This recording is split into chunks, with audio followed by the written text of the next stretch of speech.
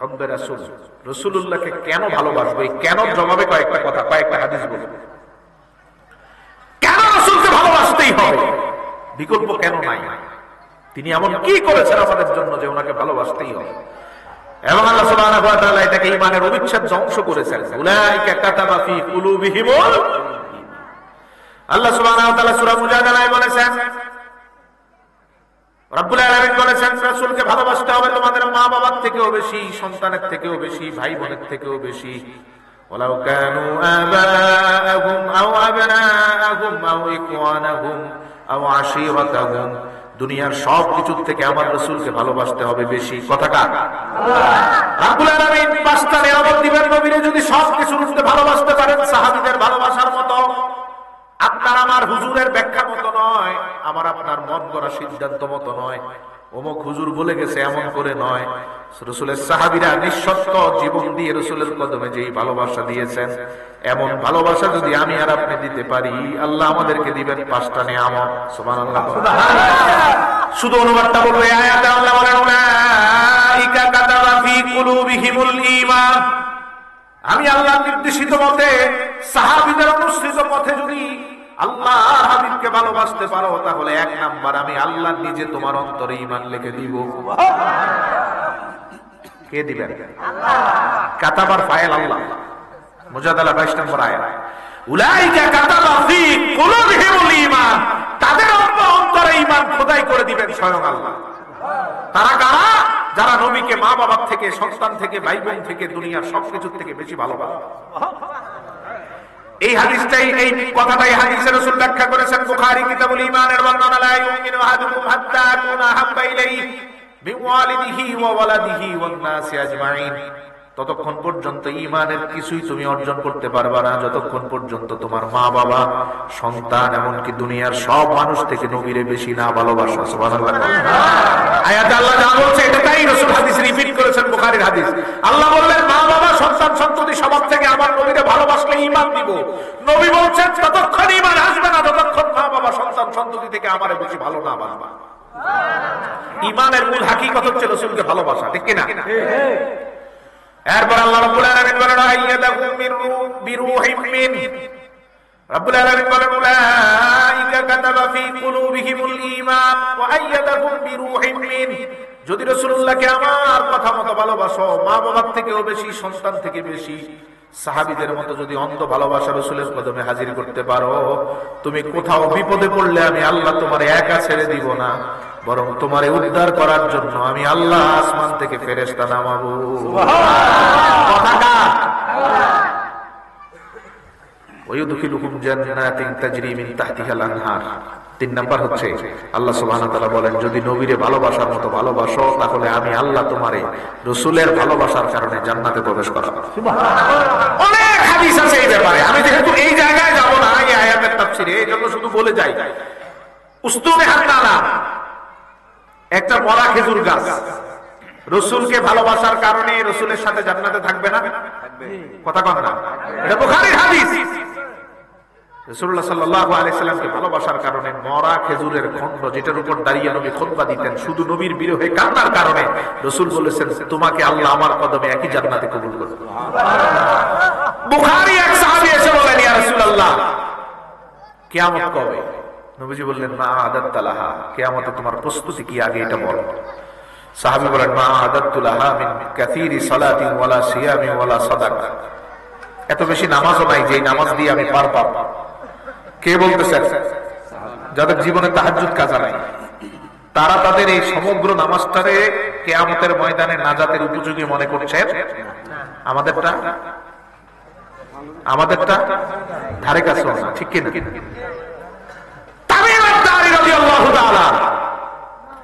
বৃদ্ধ বয়সে একদিন তাহাজ্জুদ কাজা হয়ে গেছে।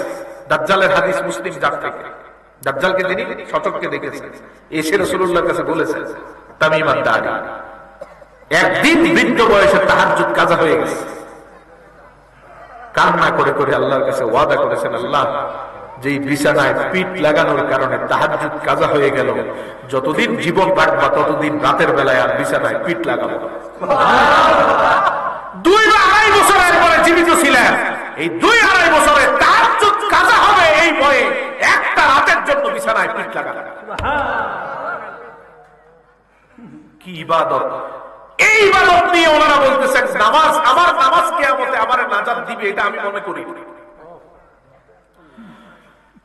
সাহাবী বলতেছেন আমার রোজা যিনি সারা জীবন রোজা রাখতেন, উসমান ইবনে আফফান রাদিয়াল্লাহু তাআলা বছরে 5 দিন রোজা রাখা হারাম, এই 5 দিন ব্যতিরেকে 360 দিন তিনি রোজা রাখতেন। সুবহানাল্লাহ। আর আমি আর আপনি এক রমজান থেকে আরেক রমজান একটা দুইটা রোজাও রাখি না, ঠিক কি না? কথা বলে না, একটা দুইটা রোজাও রাখি না। আমার একদল বের হয়েছে রোজা রাখতে দেয়, কয় সবে বরাতের একটা রোজা জাহান্নামে যাওয়ার জন্য যথেষ্ট। তো আসতে বলবেন, হয়তো আপনাদের এলাকায় ফিতনা নাই বিদে আসতে বলছে। ঢাকাতে প্রচুর ফিতনা, লা মাযহাবি আহলে হাদিস নামে আহলে খবিশ। সবে বরাতের রোজা রাখলে নাকি আল্লাহ তারে এই একটা রোজাই নাকি সে জাহান্নামে চলে যাবে। কোন রোজা মানুষকে জাহান্নামে নেয় না, জাহান্নাম থেকে দূরে রাখে। উসমান ইবনে আফফান রাদিয়াল্লাহু তাআলা আনহু 360 দিন রোজা রাখতেন, সারা দিন রোজা রাখতেন, আবার সারাটা রাত তাহাজ্জুদের মুসল্লায় দাঁড়ায় থাকতেন। ওনার স্ত্রী হাদিস বর্ণনা করে যে আমার স্বামী দেখতাম এশার নামাজের পরে কখনো আধা ঘন্টা 1 ঘন্টা ঘুমায়, তারপর যে দাঁড়িয়ে যায় একদম ফজর পর্যন্ত মুসল্লায় দাঁড়ানো থাকে। অধিকাংশ সময় উসমান রাদিয়াল্লাহু তাআলা আনহু সহিহ হাদিসের বর্ণনা মুসনাদ আহমদ সহ অনেক জায়গায় আসার বর্ণিত হয়েছে, পুরা রাতে 2 রাকাত নামাজ পড়তেন। এটা তাহাজ্জুদ, এটা কি? 2 রাকাত নামাজ পড়তেন। কেমনে করতেন? এই 2 রাকাতে আল্লাহ কোরআনের 30 পারা খতম করতেন। তাহাজ্জুদ আছে না নাই? রোজা আছে না নাই? সাহাবী বুখারীর বর্ণনা বলেন মা'আদাতু লাহা মিন কাসীরি সালাতি ওয়ালা সিয়ামি ওয়ালা সাদাকা। আল্লাহর হাবিব সাল্লাল্লাহু আলাইহি ওয়াসাল্লাম আমার নামাজকে আমি কিয়ামতের ময়দানে নাজাতের উপযোগী মনে করি না, রোজাকেও না, দান সদকাকেও না। সুবহানাল্লাহ। আমাদের থেকে কয়েক হাজার গুণ বেশি সদকা সাহাবীদের, ঠিক কি না? আমাদের পকেট থেকে তো টাকা বের হতে চায় না,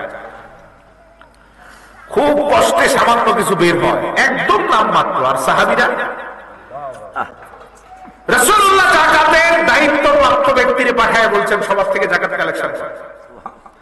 কালেকশন করে এসে রাসূলকে রিপোর্ট দিচ্ছেন, ইয়া রাসূলুল্লাহ সবাই যাকাত দিছে, 2 জন যাকাত দেয় না। কে? একজন আপনার চাচা আব্বাস, বুখারীর হাদিস। একজন আপনার চাচা আব্বাস।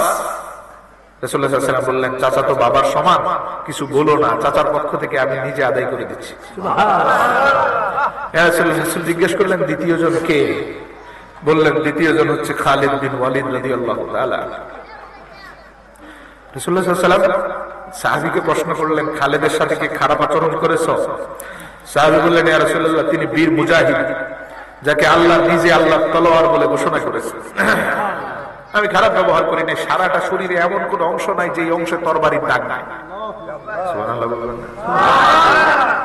কি করেছি আমি আপনার দ্বীনের জন্য? কিছুই তো না।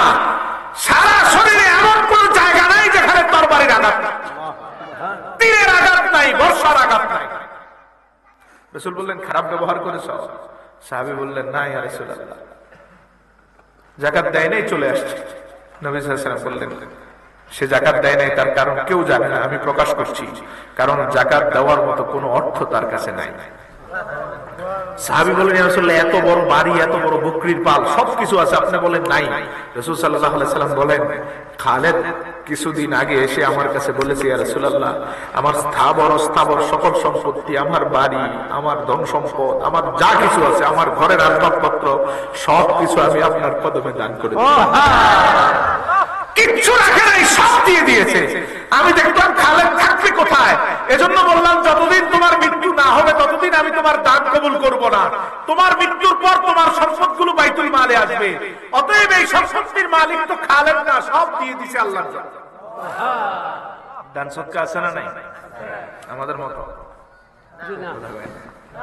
আমাদের মতো বাড়িঘর থাক, জায়গা থাক, মাসের খরচের বাহিরে উদ্দিত টাকা এটাও দিতে চাই, ঠিক কিনা? ওই যে একটা 5,000 টাকার ফিক্সড ডিপোজিট আছে, 3,000 টাকার এফডিআর আছে, এটা আছে সেটা আছে। যেটা সংসারে লাগে না এটা কি করি, ব্যাংকের অ্যাকাউন্টে বড় করি। সাহাবায়ে কেরামের আদত ছিল সব দিয়ে দেওয়া আল্লাহর জন্য। এই সাহাবী যদি কিয়ামতের মাঠে দাঁড়িয়ে বলে, আল্লাহ নাজাতের জন্য তেমন নামাজ আমার নাই, তেমন রোজা আমার নাই, তেমন সদকা আমার, আমি আর আপনি কথা বলতে পারবো? আল্লাহ হাবিব বুখারী বর্ণনায় সাহাবীকে জিজ্ঞেস করলেন, মা আলাতালাহা, কি প্রস্তুতি নিয়ে তুমি কিয়ামতের ময়দানে আসছো? আল্লাহ যখন তোমার এই প্রশ্ন করবেন কি জবাব দিবা? সাহাবী বলেন, আমি বলবো ইন্নী উহিব্বুল্লাহ ওয়া রাসূলাহ, আমি আমার আল্লাহরে বলবো নামাজ দিয়ে নয়, রোজা দিয়ে নয়, একটা পুঁজি আমার, আমি আমার জীবন থেকে আমার নবীরে ভালোবাসি। ভালোবাসা কিছু করতে পারে কিনা দেখেন। রাসূল বলেন, আনতা মা'a মান আহাবাবতা, সহিহ বুখারী। আল্লাহ হাবিব বলেন, তুমি আমারে এমন ভালোবাসো কিনা? সাহাবী বলেন, এমনই ভালোবাসি, জীবনের থেকে বেশি, সন্তানের থেকে বেশি, সবকিছুর থেকে বেশি। সাহাবীকে রাসূলুল্লাহ সাল্লাল্লাহু আলাইহি সাল্লাম বলেন, তাহলে সাক্ষী থাকো, তোমার এই ভালোবাসাটাই তোমারে আমার সাথে আল্লাহ জান্নাতে এক করায় দিবে। নবীরে ভালোবাসলে জান্নাত আছে না নাই? জোরে কর, আছে না নাই? এক বক্তা, বাংলাদেশের এক বক্তা বলে রাসূলকে ভালোবাসলে জান্নাত পাওয়া যাবে। এই কথা কোরআনেও নাই, হাদিসেও নাই। বড় বক্তা, ফেমাস বক্তা। হাই হাই হাই, তো কোরআনে আছে না নাই? সূরা মুজাদালার 22 নম্বর আয়াতে আল্লাহ বলেন, ইউদখিলুহুম জান্নাতিন তাজরি মিন তাহতিহাল আনহার। নবীরে ভালোবাসলে এক নাম্বার আমি আল্লাহ নিজে ঈমান খোদাই করে দিব। 2 নাম্বার বিপদে পড়লে আসমান থেকে তাৎক্ষণিক ফেরেশতা নাজিল করব। 3 নাম্বার রাসূলের ভালোবাসার কারণে জান্নাত দিব। সুবহানাল্লাহ বলেন। আমি তো বুখারী থেকে দেখালাম কিভাবে সাহাবীর ব্যাপারে রাসূল বলছেন। শুধু সাহাবী না, একটা মৃত খেজুর গাছ এটাও বলছেন আমারে ভালোবাসার কারণে জান্নাতে আল্লাহ আমারে তাকে আমার সাথে রাখবেন। সুবহানাল্লাহ। এরকম আরো অসংখ্য ঘটনা আছে, সেদিকে যাচ্ছি না ভাই। 4 নাম্বার রাদিয়াল্লাহু আনহু ওয়া রাদু আন, রাসূলকে ভালোবাসার 4 নাম্বার ফলাফল আল্লাহ বলছেন, রাসূলকে ঠিকমতো ভালোবাসলে আল্লাহ বলেন আমি তোমার উপর সন্তুষ্ট হয়ে যাব এবং তোমার কলবটাকে কলবে মুতমাইন করে আমার উপর রাজি খুশি হয়ে যাবে। তো রাসূলের ভালোবাসা অনেক নিয়ামত আছে। কেন ভালোবাসবো এই জায়গাতে আসে? কেন ভালোবাসবো? 1 নাম্বার, কেন রাসূলুল্লাহকে ভালোবাসবো? কারণ তিনি আমাদের জন্য এমন এমন নিয়ামত দুনিয়ার জমিনে দিয়ে গেছেন, যার কারণে জান্নাতের রাস্তাটা আমাদের জন্য সহজ হয়ে গেছে। সুবহানাল্লাহ।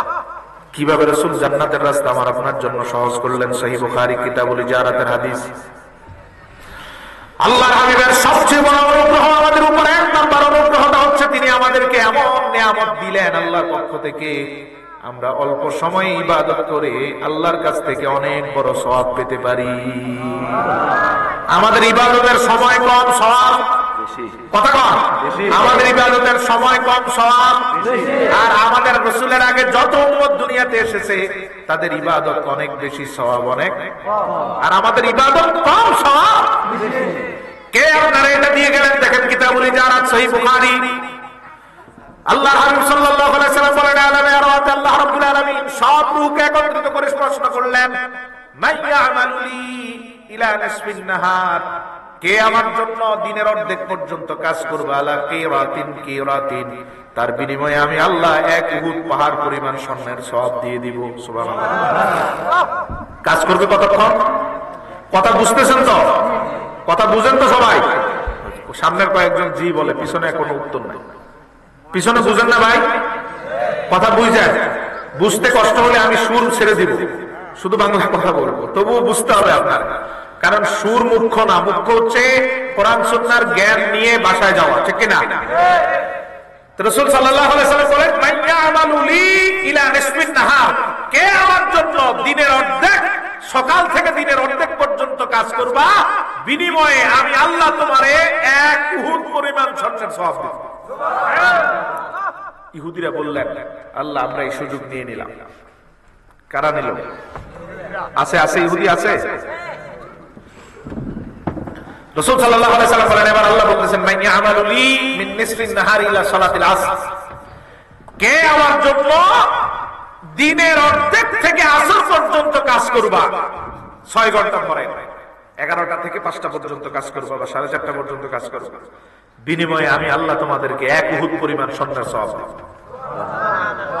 প্রথম 6 ঘন্টার বিনিময়ে 1 উহুদ, পরের 6 ঘন্টার বিনিময়ে আরেক উহুদ। এবার নাসারা তথা খ্রিস্টানরা বলল, আল্লাহ আমরা এই নিয়ামত নিয়ে নিলাম। দিনের অর্ধেক নিয়ে গেল ইহুদিরা, আসর পর্যন্ত নিয়ে গেল খ্রিস্টানরা। কথা বুঝেন তো? বুখারীর হাদিস।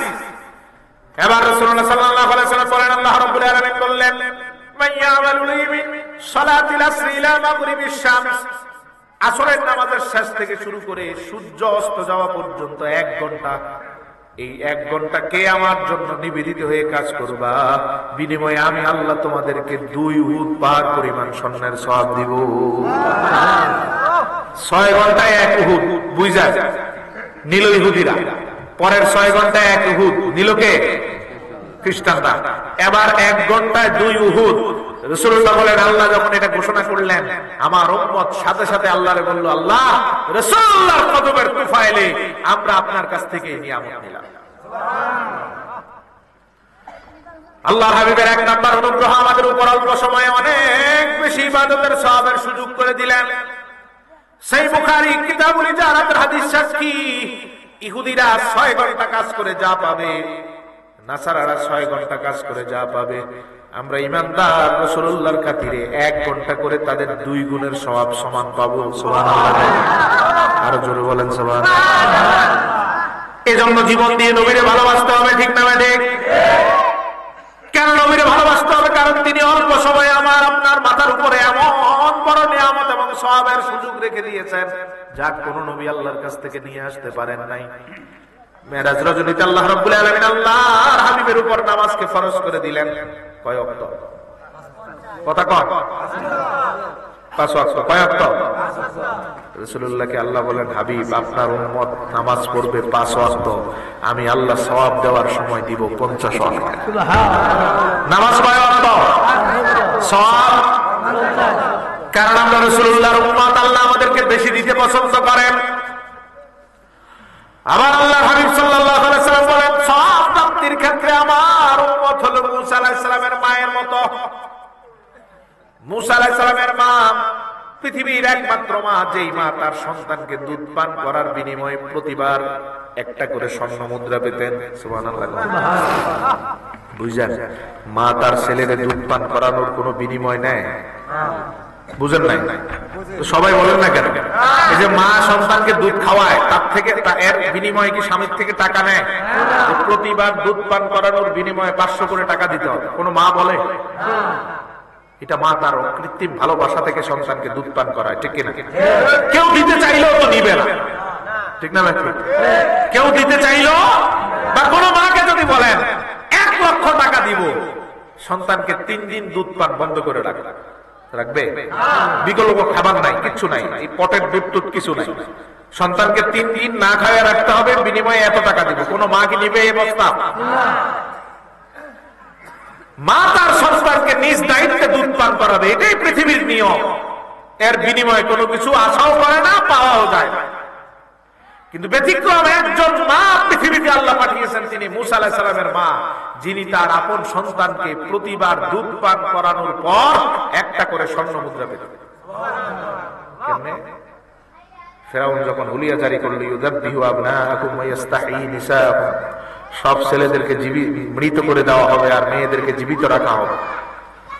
কারণ ফেরাউন মনে করত যে ছেলেরা বড় হয়ে আন্দোলন করে তার সিংহাসন থেকে তাকে সরিয়ে ফেলবে।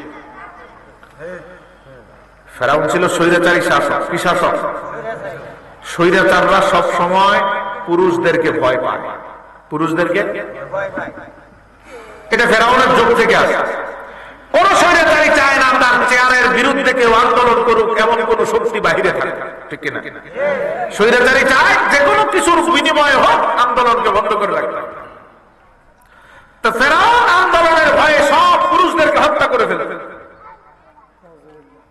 আমরা এই ঘটনা জানি। মূসা আলাইহিস সালামের মা মূসা আলাইহিস সালামকে বাঁচানোর জন্য নদীতে ভাসিয়ে দিলেন, সেটা আবার ফেরাউনের ঘাটে গিয়ে উঠলো। আসিয়া আলাইহিস সালাম সেটা তুললেন, মায়া হলো, স্বামীকে বললেন এই সন্তানটা পালন করি, ঠিক কিনা? কিন্তু সমস্যা বাদ এক জায়গায়, এই সন্তান কোন মায়ের স্তন থেকে দুধ পান করে? একের পর এক আনতেছে। সব দাসীবাদীদেরকে আনা হলো না, বাহিরে এলান করা হলো, কারো স্তনে তিনি মুখ দেন। এবার ফেরাউন বাধ্য হয়ে ঘোষণা দিলেন, কারো স্তন থেকে যদি মুসা আলাইহিস সালাম দুধ পান করে তাকে একটা করে স্বর্ণ মুদ্রা দেওয়া হবে। মুসা আলাইহিস সালাম আর কারো স্তন থেকে দুধ পান করেননি, একের পর এক আসতে লাগলো। যখন মুসা আলাইহিস সালামের মায়ের পালা আসলো তখন মুসা আলাইহিস সালাম দুধ পান করলো। ফেরাউন তো জানে নাই মুসার মা, ঠিক কিনা? এবার চুক্তিপত্র হলো মুসা আলাইহিস সালামের মায়ের সাথে, আপনি প্রতিদিন কয়েকবার এসে দুধ পান করিয়ে যাবেন, আর এই দুধ পানের বিনিময় হিসাবে স্বর্ণ মুদ্রা নিয়ে যাবেন। রাসূলুল্লাহ সাল্লাল্লাহু আলাইহি ওয়াসাল্লাম বলেন, সওয়াবের ক্ষেত্রে আমার উম্মত হচ্ছে মুসা আলাইহিস সালামের মায়ের মতো। মুসা আলাইহিস সালামের মাকে স্বর্ণ মুদ্রা না দিলেও মা তার সন্তানকে দুধ পান করাইতেন, ঠিক কিনা? না দিলেও করাতেন। কিন্তু আল্লাহ এমন সিস্টেম করে দিলেন, নিজের আপন মা কয়েকবার সন্তানকে দুধ পান করাচ্ছেন, আদর করতেছেন, আবার যাওয়ার সময় স্বর্ণ মুদ্রা নিয়ে যাচ্ছেন। রাসূল বলেন, আমার উম্মত দুনিয়ার জাগতিক কাজ করবে যেটা আগের কোন উম্মত পায় নাই, শুধু আমার খাতিরে আল্লাহ দুনিয়ার কাজেও তারে অসংখ্য সওয়াব দান করবে। এজন্য আমার হাবিবকে জীবন দিয়ে ভালোবাসতে হবে, কারণ তিনি আমাদেরকে এমন ব্যবস্থা দিয়ে গেলেন যেটা আর কোন নবী তার উম্মতকে দিতে পারে নাই। অল্প সময়ে আমল করে অনেক সওয়াব, দুনিয়ার কাজ করে আল্লাহর কাছ থেকে অনেক সওয়াব। সুবহানাল্লাহ। সর্বোপরি রাসূলুল্লাহ বললেন, আমার উম্মতকে আমি সবচেয়ে উঁচু জায়গায় উঠানোর জন্য আল্লাহর কাছে একদিন আবেদন করলাম। রব্বুল আলামিনের কাছে রাসূলুল্লাহ বললেন, রব্বুল আলামিন আগের অনেক উম্মতকে আপনি 1000 বছর পর্যন্ত হায়াত দিয়েছেন, ঠিক কিনা? জানেন? আচ্ছা, আমাদের হায়াত কত? 60, 70, 80, 90, ঠিক তো? আগে এমন উম্মত ছিল যারা 1200 বছর বাঁচত, 1100 বছর, 1000 বছর বাঁচত। মুসনাদ আহমদের হাদিস, তারা এমন অনেক উম্মত বনি ইসরাইল ছিল টানা 200, 300 বছর এমন ভাবে ইবাদত করেছে, ওই 200 বছরে একটা গুনাহ করে না। সুবহানাল্লাহ বলবেন না? আমি আর আপনি তো 2 ঘন্টা গুনাহ ছাড়া থাকতে পারি না, ঠিক কিনা?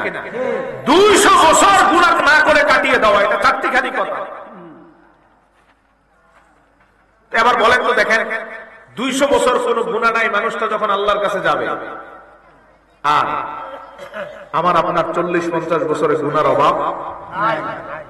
200 বছরে কোনো গুনাহ নাই, 40 বছরে গুনার অভাব নাই, এই দুইজনের মধ্যে কার দাম বেশি? কথা বলেন না, সবাই বলতে হবে।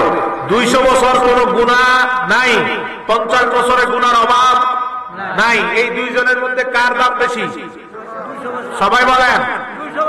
না না না, 200 বছরের তার দাম বেশি না, আমাদের দাম অনেক অনেক গুণ বেশি। কে আমাদের এই দামটা বাড়িয়ে দিলেন? এবার দেখেন, আল্লাহর হাবিব একদিন আল্লাহর দরবারে বললেন, রব্বুল আলামিন আমার উম্মতের হায়াত কম, গুনাহ বেশি, আগের উম্মতের হায়াত বেশি, গুনাহ কম। এই 1000 বছর জীবিত থাকা মানুষটার সাথে 50 বছর আমার উম্মত জীবিত থাকা সে কোনোদিনও পারবে না, কোনোভাবেই তার সমান হতে পারবে না, ধারে কাছেও যেতে পারবে না। কিন্তু আমি তো এটা চাই না, আমি চাই আমার উম্মত হায়াত যত কম হোক, কিয়ামতের ময়দানে যাতে সব নবীর উম্মতের মাথার উপরে আমার উম্মত থাকে। আল্লাহ আপনি কিভাবে এই নিয়ামত দিবেন? আপনার কাছে চাই 40-50 বছরের ইবাদত গুলোরে আপনি এমন বানায় দেন যাতে 1000 বছরের ইবাদতকে মুহূর্তেই পাল্লা দিয়ে যে চলে যেতে পারে। রব্বুল আলামিন একটা সূরা নাযিল করলেন, সূরাতুল কদর, আয়াত নাযিল করলেন, লাইলাতুল কদরি খায়রুম মিন আলফি শাহর।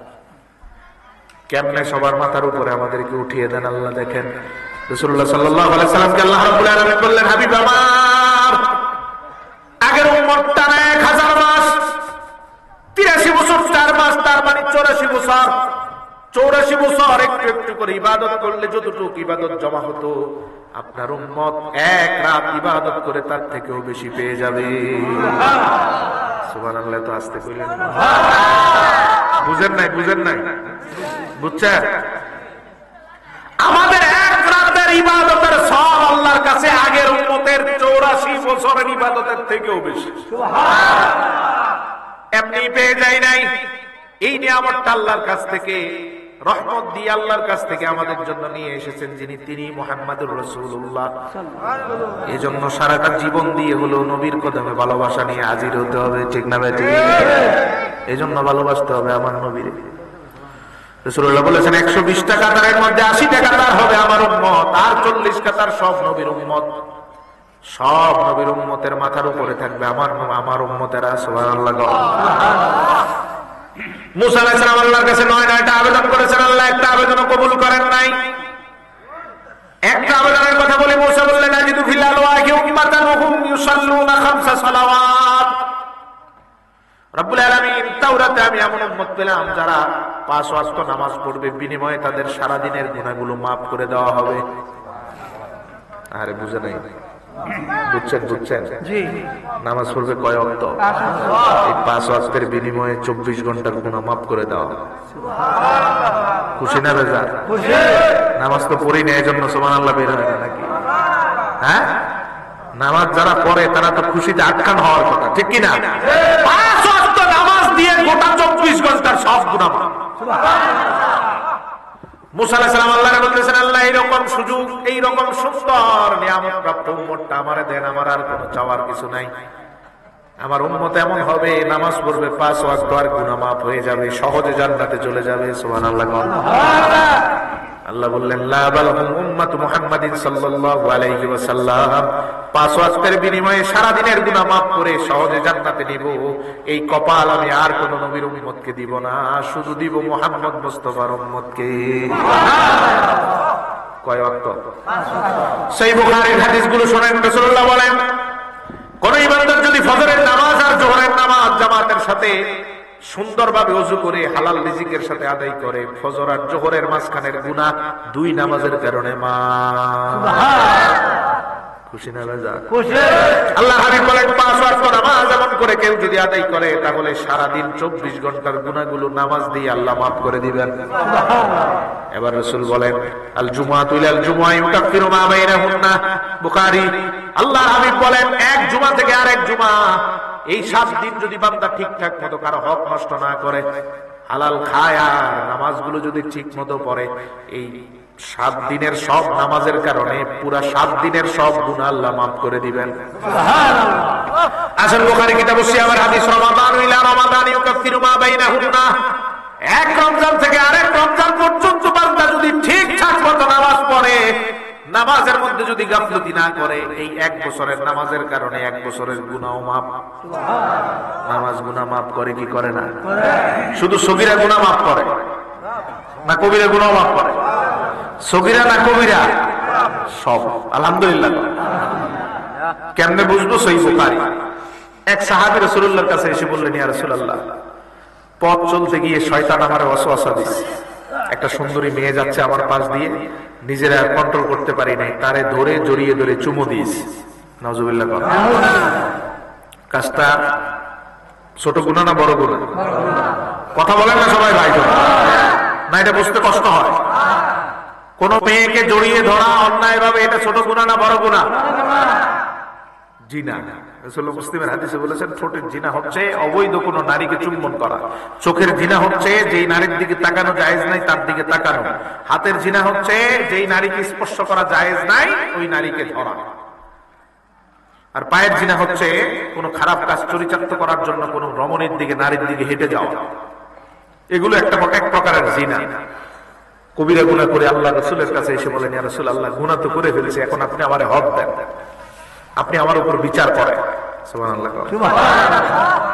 এখানেই আমাদের মাঝে সাহাবীদের মাঝে পার্থক্য। আমরা গুনাহ করে গুনারে লুকাই, আর সাহাবীরা গুনাহ করে রাসূলের দরবারে এসে বলতেন, ইয়া রাসূলুল্লাহ, এই গুনার কারণে কবরে যে শাস্তি দেওয়া হবে সেটা সহ্য করতে পারবো না, অতএব কবরে যাওয়ার আগেই যত শাস্তি দুনিয়াতে দিয়ে দেন। আমরা কি করি? যা হয় হবে কবরে। নাউজুবিল্লাহ। ছেলে অপরাধ করছে, জানে বাবা, তারপরও ছেলেদের ছুটানোর জন্য বিভিন্ন জনের কাছে ধর্ণা দেয়, ঠিক কিনা? এমপির কাছে একবার যায়, চেয়ারম্যানের কাছে একবার যায়, ছেলেদের ছুটে আনার জন্য। কেন সাহাবীরা আমাদের মতো নয়? দেখেন, আল্লাহ হাবিবের একজন সাহাবিয়া, মহিলা সাহাবী, জিনা করে রাসূলুল্লাহর দরবারে এসে বললেন, ইয়া রাসূলুল্লাহ, আমি গুনাহ করে ফেলেছি, জিনা করেছি, আপনি আমারে রজম মেরে হত্যা করেন। কোন মহিলা যদি, বিবাহিত মহিলা জিনা করে, তাহলে রাসূলের হদ হচ্ছে, শাস্তি হচ্ছে গর্ত করে পাথর মেরে মেরে তারে হত্যা করা। মহিলা এসে রাসূলের কাছে বলতেছে, ইয়া রাসূলুল্লাহ, আপনি আমারে হত্যা করেন। সুবহানাল্লাহ। আর হত্যার আসামি আমরা নিজের জীবন বাঁচানোর জন্য শত মিথ্যার আশ্রয় নেই, ঠিক কিনা? আল্লাহ হাবিবের সাহাবী এসে রাসূলুল্লাহকে বলেন, ইয়া রাসূলুল্লাহ, গুনাহ করেছি, এবার আপনি আমারে হত্যা করেন, কারণ এই গুনার কারণে কবরের আযাব সহ্য করতে পারবো না, দুনিয়াটা কোনোভাবে হলেও সহ্য করে নিব। সুবহানাল্লাহ। আবার আমার আল্লাহ ওয়াদা করেছেন, ঈমানদারকে এক অপরাধের কারণে আল্লাহ দুইবার শাস্তি দিবেন না। দুনিয়াতে যদি শাস্তি পেয়ে যায়, আখিরাতে আর এই অপরাধে কোনো শাস্তি। তো সাহাবীদের টেন্ডেন্সি দুনিয়াটা সহ্য করে নিব, আখিরাতেরটা সহ্য করা যাবে না। ইয়া রাসূলুল্লাহ, আমি জিনা করে ফেলেছি, এবার আপনি আমারে হক দেন, রজব করে করে হত্যা করান। রাসূলুল্লাহ তারে বললেন, হয়তো তুমি জিনা করো নাই। মহিলা বললেন, হ্যাঁ করেছি, জিনার কারণে আমার পেটে সন্তান চলে এসেছে। নবীজি বললেন, এই সন্তান তো কোনো দোষ করে নাই, যতদিন সন্তানটা প্রসব না করবে ততদিন পর্যন্ত আমি তোমারে শাস্তি দিতে পারি না, যাও, সন্তান প্রসব পর্যন্ত শাস্তি স্থগিত। এবার সন্তান প্রসব করছে, সন্তানকে কোলে নিয়ে রাসূলের দরবারে এসে বলে, ইয়া রাসূলুল্লাহ, সন্তান তো প্রসব করলো, কোন দিন মারা যায়, আপনি আমারে দয়া করে হত্যার শাস্তিটা দিয়ে দেন।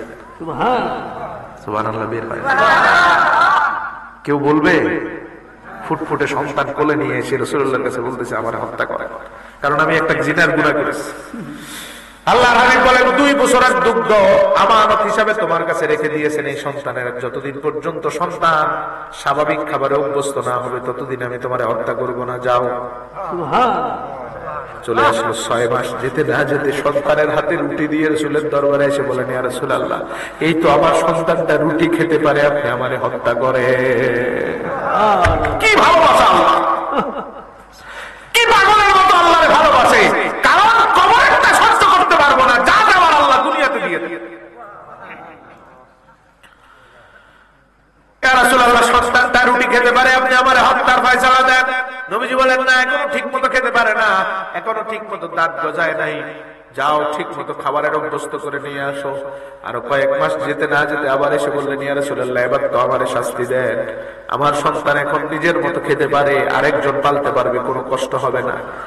রাসূলুল্লাহ সাল্লাল্লাহু আলাইহি সাল্লাম হুকুম দিলেন, গর্ত করে এই মহিলাকে রজব করে করে হত্যা করা হবে। গর্ত করা হলো, মহিলাকে গর্তের মধ্যে রেখে পাথর মারা শুরু হলো। এক সাহাবী বড় পাথর নিয়ে দূর থেকে নিক্ষেপ করতে পারবেন না, কিন্তু কাছে গেলেন, পাথর নিক্ষেপ করার পরে ছিটকে রক্তগুলো তার জামাতে এসে লাগলো। নাক ছিটকানো শুরু করলেন, এই অপবিত্র মহিলার রক্ত আমার গায়ে আসলো, নাক ছিটকা। রাসূলুল্লাহ সাল্লাল্লাহু আলাইহি ওয়াসাল্লাম এই দৃশ্যটা দেখে এত কষ্ট পেলেন, সাহাবীর কাছে গিয়ে বললেন, সাহাবী, কাকে নিয়ে নাক ছিটকাও, কাকে নিয়ে ঘৃণা করো?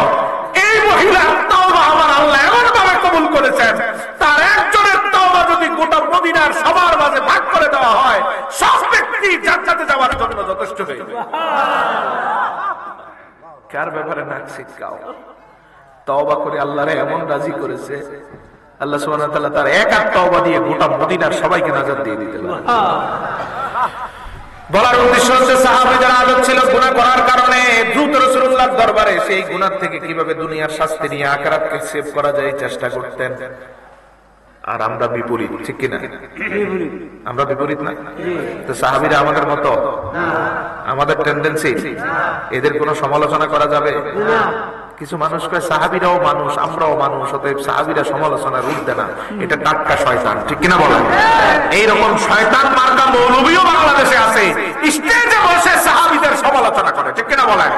এই পাষণ্ড দাজ্জালগুলো, যাদের হাতে ইসলামের প্রথম দানা গাড়িয়েছেন আল্লাহ সুবহানাহু ওয়া তাআলা, উহুদে, বদরে, খন্দকে যারা রক্ত জড়িয়ে ইসলামকে আমাদের জন্য মসৃণ করে গিয়েছেন, তাদের সমালোচনা যারা করে তারা শয়তানের প্রকৃত অনুসারী। সন্দেহ?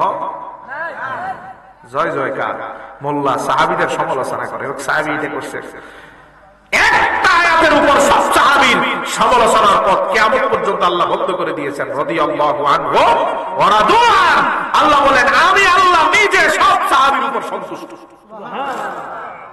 এরপরে আর কিছু বলার থাকে? তুই সমালোচনা করে কি করবি? আল্লাহ তো বলছেন আমি সন্তুষ্ট, ঠিক কিনা? সাহাবী এসে বলেন, ইয়া রাসূলুল্লাহ, আমি হক করে ফেলেছি, আর নিজের কন্ট্রোল করতে পারি না, এই মহিলাকে দড়িয়ে ধরে চুম্বন দিয়েছি, এবার আমারে শাস্তি দেন। ফাকিম আলাইয়াল হাদ, মুসলিমের হাদিস। রাসূল সাল্লাল্লাহু আলাইহি সাল্লাম কোনো কথা বললেন না। এমন সময় নামাজে রক্ত হয়ে গেল, বেলাল আযান দিল, সাহাবী আর কোনো প্রশ্ন করলেন না, রাসূলের সাথে নামাজ পড়লেন। নামাজ পড়ার পরে সাহাবী আবার রাসূলুল্লাহর দরবারে এসে বলেন, ইয়া রাসূলুল্লাহ, আমি তো আসছি একটা শাস্তি দেওয়ার জন্য, আপনি আমারে দেন। নবীজি বললেন, একটু আগে কি তুমি আমাদের সাথে নামাজ পড়ো নাই? সাহাবী বলছে, হ্যাঁ ইয়া রাসূলুল্লাহ, নামাজ পড়ছি। রাসূল বলেন, তোমার নামাজই তোমার পিছনের সব গুনাহ মাফ করিয়ে দিয়েছে। নামাজ গুনাহ মাফ করে কি করে না? এইরকম বড় নিয়ামত আল্লাহর হাবিব কোন নবীর উম্মতকে দেওয়ার সুযোগ দেন নাই। আল্লাহর দরবার থেকে আমাদের জন্য নিয়ে আসলেন 5 ওয়াক্ত নামাজের বিনিময়ে সারা দিনের গুনাহগুলো মাফ। সুবহানাল্লাহ। মুসা আল্লাহর কাছে চেয়েছে, আল্লাহ দেয় নাই। এমন করে অনেক নিয়ামত রাসূল আল্লাহর কাছ থেকে নিয়ে আসলেন যা অন্য কোন নবীর উম্মত পায় নাই। এবার আল্লাহ সুবহানাহু ওয়া তাআলা একদিন মুসা আলাইহিস সালামকে পিছন থেকে ডাক দিলেন। মুসা চতুর্দিকে তাকিয়ে দেখেন কাউকে দেখা যায় না। মুসা মনে করলেন কেউ যেহেতু নাই, মনে হয় আমি আমার কানে ভুল শুনেছি, কেউ নাই, কে ডাক দিবে আমারে? আবার ডাক দিলেন, ইয়া মুসা। মুসা চতুর্দিকে তাকায়, কেউ নাই। আবার পথ চলতে লাগলেন। এবার 3 নাম্বার ডাক দিয়ে আল্লাহ বলতেছেন, ইয়া মুসা ইন্নানি আনাল্লাহ লা ইলাহা ইল্লা আনা। প্রথম 2টা ডাক কে দিয়েছে তুমি বুঝো নাই, আমি আল্লাহ স্বয়ং তোমারে ডাকতেছি। সুবহানাল্লাহ। ফাখাররা সাজিদান। আল্লাহ ডাকতেছেন, এই কথা শোনার সাথে সাথে মুসা সিজদায় পড়ে গেলেন। সুবহানাল্লাহ। আল্লাহ রাব্বুল আলামিন আবার মুসারে বলেন, ও মুসা, ওয়া ইজ্জতি ওয়া জালালি, আমার ইজ্জতের কসম, আমার জালালিয়তের কসম, কিয়ামতের ময়দানে আমি আল্লাহ কাউকে জান্নাতে ঢুকতে দিব না যতক্ষণ পর্যন্ত মুহাম্মদ মুস্তাফা এবং তার উম্মতরা জান্নাতে না ঢুকে। যদি একটু বিবেকবান হন তাহলে বুঝবেন কোথায় নিয়ে গেলেন রাসূলুল্লাহ আমাদের। নবীদেরকে আল্লাহ বলতেছেন, নবীরা মুসাকে বলতেছেন, তুমি মুসাকে আমি জান্নাতে ঢুকতে দিব না যতক্ষণ না মুহাম্মদ মুস্তাফা এবং তার উম্মতরা না ঢুকে। হাদিসের পড়াতে পড়াতে দেখবেন রাসূলুল্লাহ কিভাবে আমাদেরকে সবার আগে জান্নাতে নিয়ে যাবেন। দেখেন, 1 নাম্বার কিয়ামতের চিত্রটা তুলে ধরি। আল্লাহর হাবিব সাল্লাল্লাহু আলাইহি সাল্লাম বলেন, ইউদাউলিল আমবিয়াই মানাবিরু মিন নূর। কিয়ামতের ময়দানে হাসরের মাঠে সব মানুষগুলো দাঁড়িয়ে থাকবে নগ্নবত, তাদের পায়ে কোনো জুতা নাই, গায়ে কোনো জামা নাই। কিয়ামতের ময়দানে কাউকে আল্লাহ উম্মতের মধ্যে কাউকে বসতে দিবেন না, সবাই দাঁড়িয়ে থাকবে, বসবে শুধু নবীরা। 2,24,000 নবীর জন্য এক একটা করে নূরের চেয়ার সাজায় দিবেন আল্লাহ। সুবহানাল্লাহ। কিসের চেয়ার? সব নবীর নাম খোদাই করা থাকবে, চেয়ারের মধ্যে নাম থাকবে, এটা আদমের চেয়ার, এটা ইব্রাহিমের চেয়ার, মুসা, ঈসা, ইদ্রিস আলাইহিস সালামের চেয়ার, ইব্রাহিমের চেয়ার, ইয়াকুব, ইউসুফ, সবার নাম, হারুন আলাইহিস সালাম, সবার নাম থাকবে। রাসূল বলেন, ইয়াজলিসুনা আলাইহা, সব নবী নাম দেখে দেখে গিয়ে বসে যাবে। ওয়ায়াবকা মিম্বারি, সবাই বসার পর দেখা যাবে সবার মাথার উপরে সবচেয়ে বড় যে আসনটা আমার, এটাই শুধু খালি, আর সব বসে গেছে। সুবহানাল্লাহ। আল্লাহ প্রশ্ন করবেন, হাবিব আপনি কেন বসেন নাই? রাসূল সাল্লাল্লাহু আলাইহি সাল্লাম আল্লাহর কি জবাব দেয় দেখেন। আল্লাহ কেন বলবেন, আল্লাহ আমার উম্মতকে এইরকম কষ্টে রেখে আমি বসতে চাই না। সুবহানাল্লাহ। কোন নবী তার উম্মতের কথা চিন্তা করে নাই, চেয়ার পাওয়ার পরে বসে গেল। কি ভালোবাসেন আমাদের মুহাম্মদুর রাসূলুল্লাহ। আমাদের কষ্ট লাঘব করার আগে তিনি চেয়ারে বসবেন না। মুসনাদে বাজ্জারের বর্ণনা, রব্বুল আলামিন আবার হাবিবকে বলবেন, কি চান আমার কাছে বলেন, কারণ আমি আল্লাহ আপনার সাথে ওয়াদা দিয়েছি, ওয়ালা সাওফা ইউতিকা রাব্বুকা ফাতারদা। কোরআনে আছে না নাই? কোন সূরাতে? হ্যাঁ, মাশাআল্লাহ, অনেকে বলতে পারেন না কোন সূরা। আবার বলেন, সূরা দুহাতে আল্লাহ বলেন, আল্লাহ ওয়াদা দিয়েছেন হাবিব কিয়ামতের মাঠে যতক্ষণ আপনি খুশি না হবেন, ফাতারদা, যতক্ষণ খুশি না হবেন ততক্ষণ আমি আল্লাহর নিয়ামত দেওয়া বন্ধ হবে না। নবী বুখারীর হাদিসে বলেন, ততক্ষণ আমি খুশি হব না যতক্ষণ আমার শেষ উম্মতটা জান্নাতে না যায়। খেলা দেখছেন? আল্লাহ বলেন খুশি না হওয়া পর্যন্ত দেওয়া বন্ধ করব না, রাসূল বলেন শেষ উম্মত জান্নাতে যাওয়া পর্যন্ত খুশিও হব না। সুবহানাল্লাহ, জোরে কম। কি চান আমার কাছে বলেন আমার হাবিব। আল্লাহর দরবারে বললেন, রব্বুল আলামিন কেন আমি চেয়ারে বসি নাই শোনেন, আমি একটা নিয়ামত চাই আপনার কাছে বিনিময়ে। রাসূলুল্লাহ বলেন, আমার উম্মতরে পাঠাইছেন সবার শেষে, ঠিক কি না? আদমের উম্মত আগে আসছে, তারপরে নবী হতে হতে হতে আমরা রাসূলের উম্মত সবার শেষে। আপনি তো ইনসাফ অনুযায়ী আজকে বিচার শুরু করবেন আদমের উম্মত থেকে, আর হতে হতে আমার উম্মত পর্যন্ত এই 50,000 বছরের মাঠে আমার উম্মতের বিচার সবার শেষে হবে।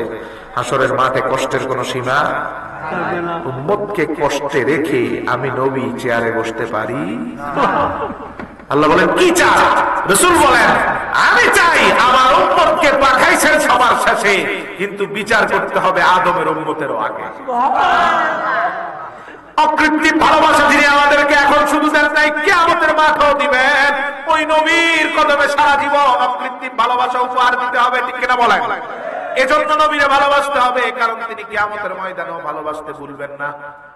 আল্লাহ রাব্বুল আলামিন বলবেন আজ্জিল হিসাবাহুম, সব নবীর উম্মতকে পিছনে দিয়ে দাও, নূর নবীর উম্মতকে সামনে নিয়ে আসো। আল্লাহর হাবিবের ইচ্ছা অনুযায়ী আমি আল্লাহ রাসূলের উম্মত দিয়ে বিচার শুরু করব। বিচার এখনো শুরু হয় নাই। আল্লাহ হাবিব সাল্লাল্লাহু আলাইহি সাল্লাম বলেন ওই জায়গা থেকে আমি বসতে যাব না, দৌড় দিয়ে একটা জায়গায় চলে যাব, এটার নাম হাউজে কাউসার। কি নাম শুনছেন? হাউজ মানে কি? হাউজ না, হাউজ কই না আমরা। হাউজ মানে কি? কূপ। ওই যে ঘরের ভিতরে হাউস করে, যেই কূপের 4 পাড় থাকে ওইটাকে বলা হয় হাউদ আরবি। রাসূলুল্লাহকে আল্লাহ একটা হাউস দিবেন কিয়ামতের মাঠে। এটা কত বড় জানেন? বুখারীর হাদিসে রাসূল বলছেন এর এক মাথা থাকবে ইয়েমেনে, আর এক মাথা থাকবে সিরিয়ার শেষ মাঠ। না বুঝাইতে সুবহানাল্লাহ বলছেন, বুঝে বলছেন মানে কত বড় হবে চিনেন? যাদের গ্লোবালাইজেশনের ম্যাপের জ্ঞান আছে দেখেন, ইয়েমেনের সাথে রাষ্ট্রটার নাম কি? ইয়েমেনের লগের রাষ্ট্রের নাম কি? সৌদি আরব, অনেক বড়। এরপরে ইরাকের অংশ, লেবানন, জর্ডান, এই সব ফিলিস্তিন, এই সব পাড়ি দিয়ে সিরিয়ার সীমান্ত মানে তুরস্কের মাথা। তার মানে রাসূলুল্লাহর হাউজে কাউসার হবে কয়েক দেশের সীমানার থেকেও বড়। আরে তো আসতে বললেন সুবহানাল্লাহ। খুশি না বেজা? সাহাবায়ে কেরাম বললেন ইয়া রাসূলুল্লাহ পানি আসবে কোথা থেকে? নবীজি বলেন জান্নাত থেকে 2টা নালা দিয়ে আমার হাউজে পানি পড়বে, একটা স্বর্ণের নালা আর একটা রূপার নালা। এই হাউজে কাউসারের পানিগুলো হবে জান্নাতের পানি। সুবহানাল্লাহ। সাহাবায়ে কেরাম বললেন ইয়া রাসূলুল্লাহ এত বড় হাউজে গ্লাস কয়টা দিবে আল্লাহ আপনারে? নবীজি বুখারীর হাদিসে বলেন গ্লাস নিয়ে চিন্তা করতে হবে না, আসমানের তারার থেকেও বেশি থাকবে আমার হাউজের গ্লাস। এই পানি পান করলে কি হবে? নবীজি বলেন লা ইয়াজমাউ বাদাহু আবাদা। আমার হাউজের সামান্যতম পানি যদি কারো কণ্ঠের মধ্যে, মুখের মধ্যে চলে আসে, 50,000 বছরের কিয়ামতের ময়দানে তার আর জীবনেও পানির পিপাসা লাগবে না। কেন পানির পিপাসা নাই খেয়াল করছেন কিনা? 1 বিগত মাথার উপরে সূর্য, অথবা 1 হাত মাথার উপরে সূর্য। পানির জন্য সব নবীর উম্মত যখন হাহাকার করবেন, পানির জাহান্নামের পানির সাথে মিশ্রিত পানির এই গামের পানির সাগরের মধ্যে হাবুডুবু খাবেন, তখন নবী বলেন আমার উম্মত পানির পিপাসা লাগবে না। কেন? কারণ সূর্য 1 বিগত নয়। এই হাউজে কাউসারের পানি খাওয়ার পরে আমার উম্মতের মাথায়ও সূর্য লেগে গেলে আর তাপ দিতে পারবে না। রাসূলের রহমত আছে না নাই? 3 নাম্বার, এবার বিচার শুরু হওয়ার আগের ঘটনা। বুখারীর বর্ণনা, আল্লাহর হাবিব বলেন ওই ময়দানে কোন নবী আমার আল্লাহর চেহারার দিকে তাকাতে পারবে না। সব নবী নিচের দিকে তাকায় থাকবে, নিচের দিকে তাকাবে। সহিহ বুখারী। সবাই উম্মত সব একত্রিত হয়ে আদম আলাইহিস সালামের কাছে গিয়ে বলবে একটু আল্লাহরে বলেন যাতে সূর্যটা দূরে সরায় দেয়, আর সহ্য হচ্ছে না। আদম জবাব দিবেন ইন্না রাব্বী কাদ গাদিবাল ইয়াওমা গাদাবান শাদীদা লাম ইয়াগলাব মিসলাহু ক্বাবলাহু ওয়া লা ইয়াগদাব মিসলাহু বাদা। আল্লাহ এমন রাগ আমি আর কখনো দেখি নাই, কখনো দেখবো না। এই ময়দানে আল্লাহর সাথে কথা বলা দূরে থাক, আমি আল্লাহর চেহারার দিকেও তাকাতে পারবো না। কে বলবেন? কথা কয় নাকি মনোযোগ নাই? বলবেন কে? আদম নবী বলবেন আজকে আল্লাহর চেহারার দিকে তাকানো যাবে। এবার সবাই ইব্রাহিমের কাছে যাবে, ইব্রাহিম বলবেন আমিও আল্লাহর দিকে তাকাইতে পারবো না, নিচের দিকে তাকাবেন। সহিহ বুখারীর 2.5 পৃষ্ঠার হাদিস। মূসার কাছে যাবে, মূসা বলবে আমিও তাকাইতে পারবো না, নূহ বলবে আমিও তাকাতে পারবো না, ঈসা বলবে আমিও তাকাতে পারবো না। নবীজি বলেন যে ময়দানে কোন নবী আল্লাহর চেহারার দিকে তাকানোর সাহস পাবে না, সবাই তাকায় থাকবে নিচের দিকে। কোন দিকে? বুঝেন তো কথা? সব নবী যখন নিচের দিকে তাকিয়ে থাকবে, এবার মুসনাদে আমাদের সহিহ হাদিস রাসূলুল্লাহ সাল্লাল্লাহু আলাইহি ওয়াসাল্লাম বলেন, শুধুমাত্র মাথাটা তুলে আমি আল্লাহর দিকে তাকাবো, তাকানোর পরে দেখবো আমি তাকিয়ে আছি আল্লাহর দিকে, আল্লাহ তাকিয়ে আছেন আমার দিকে। আল্লাহু আকবার, জোরে বলেন। অতএব এই নবীর কদমে ভালোবাসা ছাড়া দ্বিতীয় কিছু দেওয়া নাই। রাসূলুল্লাহ সাল্লাল্লাহু আলাইহি ওয়াসাল্লাম বলেন, আল্লাহ আমার দিকে তাকাবেন, আমি আল্লাহর দিকে তাকাবো। মুসনাদে আহমদের হাদিস, ইস্তাশারানি বি রাব্বি কাইফা আফআলু বিহিম। আল্লাহ আমার দিকে তাকিয়ে বলবেন, হাবিব আপনার উম্মতের সাথে কেমন ব্যবহার করলে খুশি আমারে আপনি বলে দেন। সুবহানাল্লাহ, সুবহানাল্লাহ, জোরে কোন না। সুবহানাল্লাহ। রাসূলুল্লাহরে আল্লাহ বলেন, আপনি বলে দেন কেমন ব্যবহার করলে খুশি, আমি এমন ব্যবহার করব। সুবহানাল্লাহ। রাসূল বলেন, আমি এভাবে তাকিয়ে থাকি। আল্লাহ বলবেন, আমি বুঝতে পারবো রাসূলুল্লাহ চাচ্ছে কি চাচ্ছে, এজন্য প্রথম নিয়ামত ঘোষণা দিবেন। এই অংশ বুখারীতে আছে। আল্লাহ বলবেন, হাবিব আপনি এই মুহূর্তে জান্নাতে যাবেন, আপনি আপনার ৭০,০০০ উম্মতকে বাছাই করেন। যাদেরকে বাছাই করবেন, লাইসা আলাইহিম হিসাবুন ওয়ালা আযাব, তাদের হিসাবও নাই, মিজানও নাই, ফুলসেরাতও নাই, আযাবও নাই, বিনা হিসাবে জান্নাত। সুবহানাল্লাহ। কত আযাব! বিচার এখনো শুরু হয়নি। বিচারের মাঠে বিচার শুরু হওয়ার আগে আল্লাহ বলেন, আপনি তো জান্নাতে যাবেন, ৭০,০০০ উম্মত আপনার এক নজরে আমি আল্লাহ জান্নাতে নিয়ে যাব। সুবহানাল্লাহ। লাইসা আলাইহিম হিসাবুন ওয়ালা আযাব, বুখারীর টেক্সট। তাদের কোনো হিসাবও নাই, কোনো আযাবও নাই। রাসূল বলেন, আমি আল্লাহর দিকে এমনি তাকায় থাকি। আল্লাহ বুঝতে পারবেন নবীজি এই সংখ্যা পছন্দ করেন নাই। এবার আল্লাহ বলবেন, হাবিব ঠিক আছে, ৭০,০০০কে ৭০ ভাগ করেন। ৭০ ভাগ করে প্রতি ভাগের সাথে আবার ৭০,০০০ করে করে নিয়ে যান। সুবহানাল্লাহ। সংখ্যা আগের মতো আছে না বাড়ছে?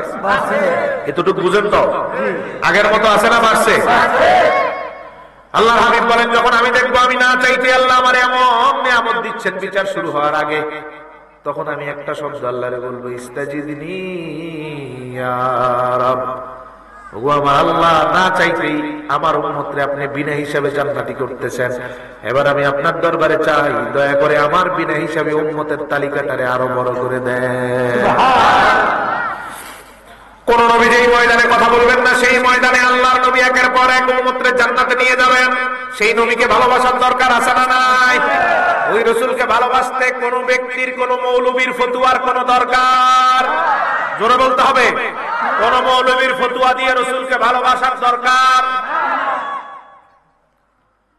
যেই রাসূলকে ভালোবাসলে আল্লাহ ঈমান লিখে দিবেন, যেই নবীকে ভালোবাসলে আল্লাহ আসমানের ফেরেশতা নাজিল করে উদ্ধার করবেন, যেই নবীর ভালোবাসার কারণে মুজাদালার 22 নম্বর আয়াতে জান্নাতের ঘোষণা দিলেন। যেই রাসূলের ভালোবাসাকে কেন্দ্র করে আল্লাহ বলবেন, আমি খুশি হয়ে যাব। যেই রাসূলুল্লাহর ভালোবাসার কারণে আল্লাহ ঘোষণা দিলেন, উলাইকা হিজবুল্লাহ, তারাই কিয়ামতে আমার দলভুক্ত হবে যারা নবীর জীবন দিয়ে ভালোবাসবে। এই রাসূলের ভালোবাসার জন্য কোন মোল্লার ফতুয়ার দাঁড়ি নাই, কথা কয় না। কোন ইমাম সাহেবের ফতুয়া দিয়ে নবীর ভালোবাসা মাপার দরকার? আরো জোরে বলেন। কোন পীর সাহেবের ফতুয়া দিয়ে, কোন আমিরের ফতুয়া দিয়ে রাসূলের ভালোবাসা মাপার দরকার? রাসূলের ভালোবাসার ক্ষেত্রে কোন হুজুরও বুঝি না, মোল্লা বুঝি না, ইমাম বুঝি না, খতিব বুঝি না, কোন পীর বুঝি না, কোন আমির বুঝি না।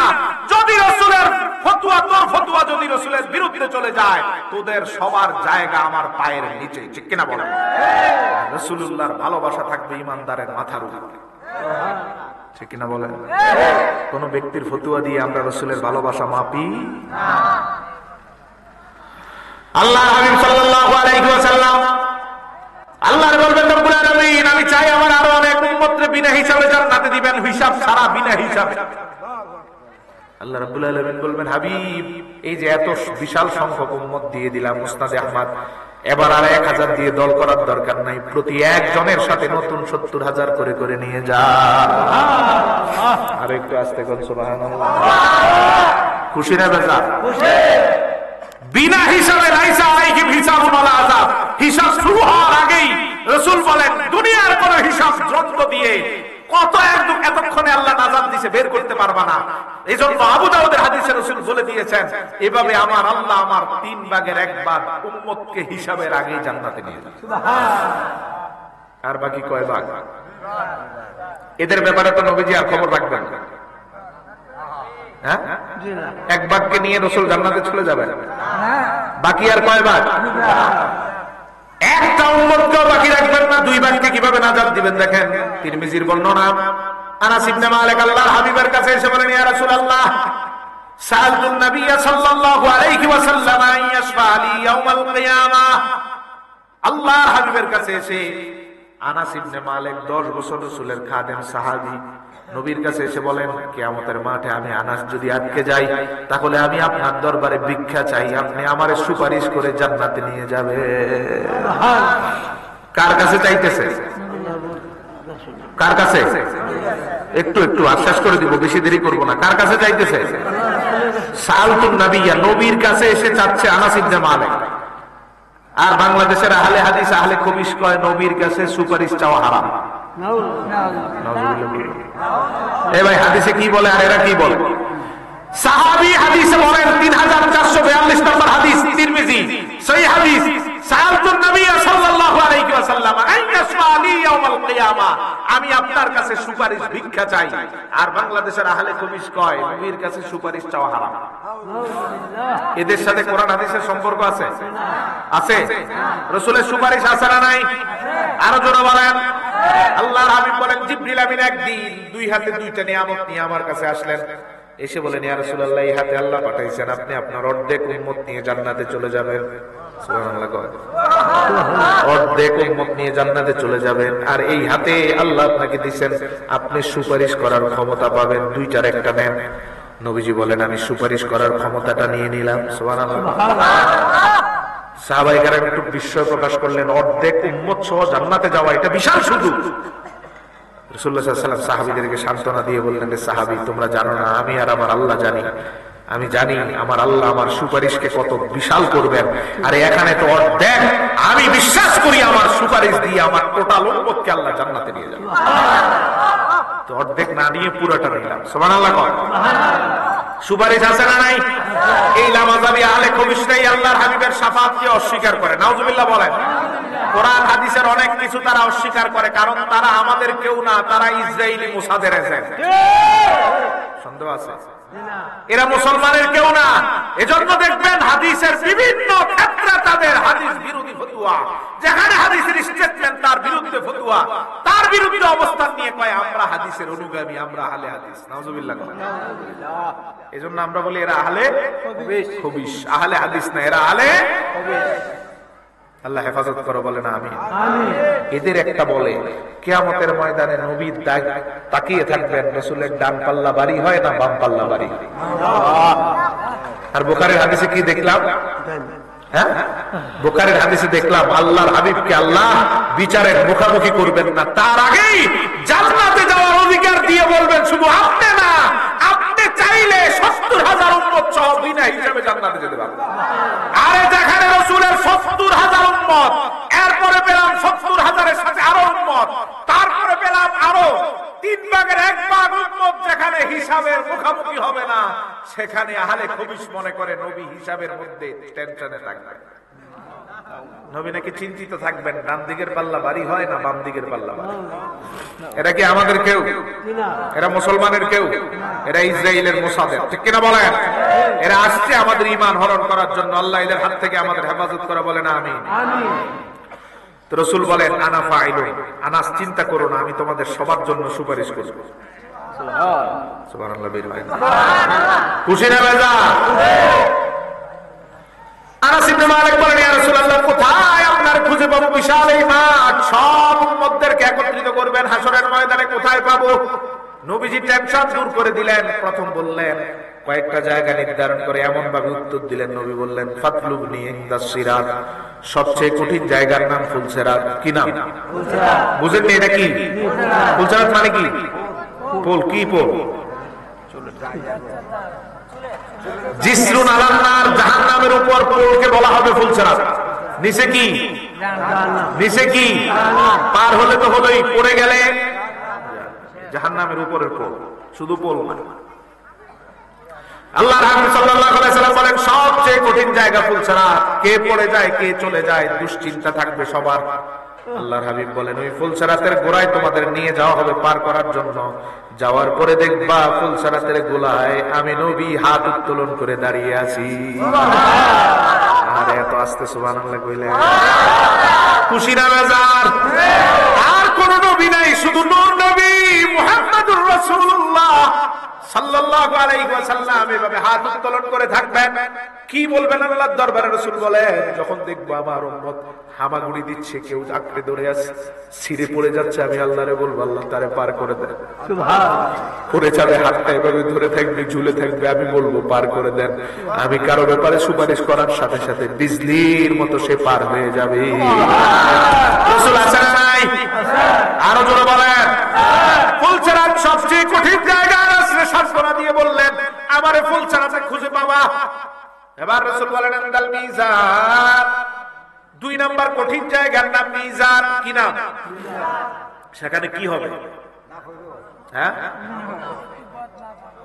নেক আর পাপের মাপ হবে। রাসূল সাল্লাল্লাহু আলাইহি ওয়াসাল্লাম বলেন, মিজানে তো তোমাদেরকে আল্লাহ মাফ করতে দিবেন, পাপের ওজন মাফ করতে দিবেন। ওই 2 ভাগ, 1 ভাগ তো চলে গেছে। এই 2 ভাগের মধ্যে যাদেরকে আল্লাহ নিয়ে যাবেন, সেখানে গিয়ে দেখবা মিজানের ডান পাশে আমি নবী হাজির। সুবহানাল্লাহ। আছে না নাই? তিরমিজির সহিহ হাদিস। এরপরে হাউজে কাউসার তো আমি নিজের হাতেই দিব। রাসূল বুঝাই দিলেন, আনাস, কষ্ট করে আমার কোন উম্মত আমি নবীকে কিয়ামতের মাঠে খুঁজে বের করতে হবে না, বরং আমার উম্মত যে যেখানে বিপদে পড়বে সেখানেই আমারে হাজির পেয়ে যাবে। উম্মতের বিপদ যেখানে, নবী থাকবেন সেখানে। আল্লাহু আকবার বলেন। কারণ তিনি রাহমাতুল লিল আলামিন। দুনিয়াতেও রহমত, কবর জগতেও রহমত, হাসরের ময়দানে সবচেয়ে বড় রহমত। এই রহমত দিয়ে তিনি আমাদের তরাবেন বিদায়। দুনিয়াতে চোখ বন্ধ করে নবীরে ভালোবাসতে হবে। ঠিক না ভাই? ঠিক। কোন ফতুয়ার দ্বার দ্বারা যাবে, কোন ফতুয়া দিয়ে নবীর ভালোবাসা মাপতে চাই না। আমরা নিঃশর্ত অন্ধভাবে সাহাবীদের মতো একনিষ্ঠভাবে রাসূলকে ভালোবাসতে চাই। ঠিক কিনা?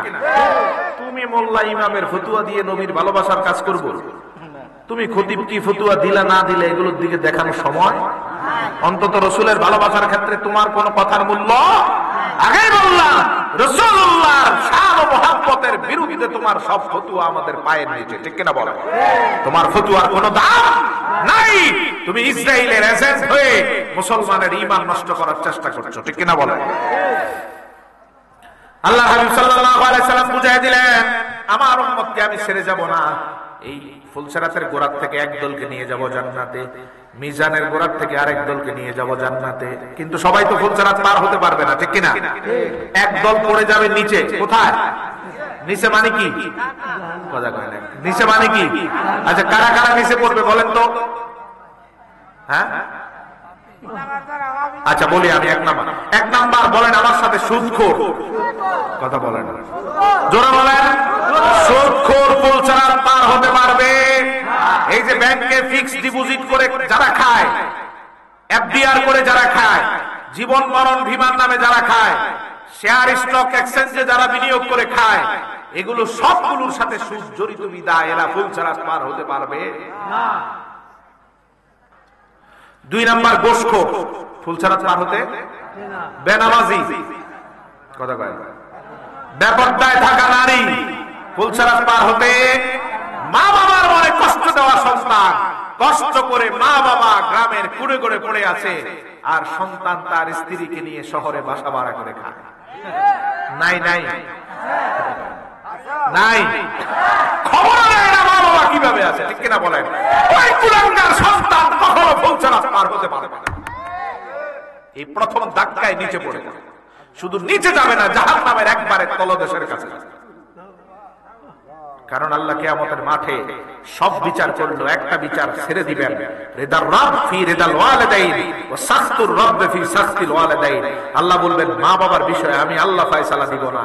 মা রাজি তো আমি রাজি, মা নারাজি তো আমিও নারাজি। সুবহানাল্লাহ বলেন। বিচার করবে মা। মা যদি বলে রাজি, আমি আল্লাহও রাজি। মা যদি বলে আমি রাজি নাই, আমি আল্লাহও রাজি। এটা খুব কঠিন জায়গা। সবচেয়ে বেশি অবহেলিত হয় মা বাবারা। ঠিক কিনা বলেন? আল্লাহ আমাদেরকে ওই রকম সন্তান না করুক, বলেন আমিন। ফুলসেরাতে যদি পার হওয়ার ভয় থাকে, পড়ে যাওয়া থেকে নিষ্কৃতির আশা যদি থাকে, মা বাবার সাথে কখনো খারাপ ব্যবহার করা যাবে? কখনো নামাজ ছাড়া যাবে? আল্লাহ কবুল করুক, বলেন আমিন। 3 ভাগের 2 ভাগ উম্মত জান্নাতে চলে গেল, বা আরো কিছু সংখ্যক চলে গেল, বা আরো কিছু কম গেল, একদল পড়ে গেল জাহান্নামে। নবী তাদের কথাও বলবেন না, জাহান্নামে জ্বলা অবস্থায়। আল্লাহর হাবিব বলেন, এতক্ষণ আমার উম্মতের জন্য আল্লাহর কাছে মুনাজাত করেছি, খেয়াল আছে তো?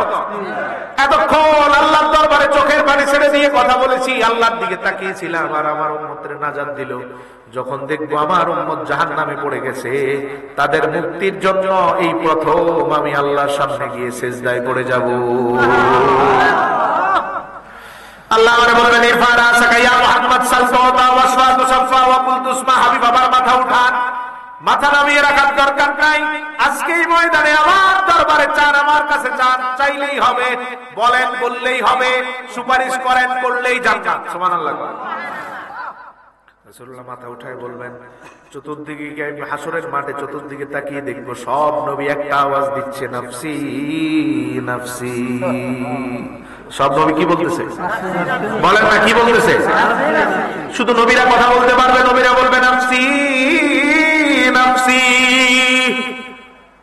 ঈসা আলাইহিস সালাম বলবেন, দুনিয়াতে আমার বাবা ছিল না, ছিল শুধু আমার মা।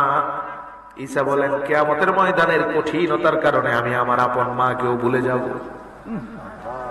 একজন নবী উম্মত দূরে থাক, মাকে পর্যন্ত ভুলে যাবেন, এজন্য বলবেন নাফসি নাফসি। কি বলবেন?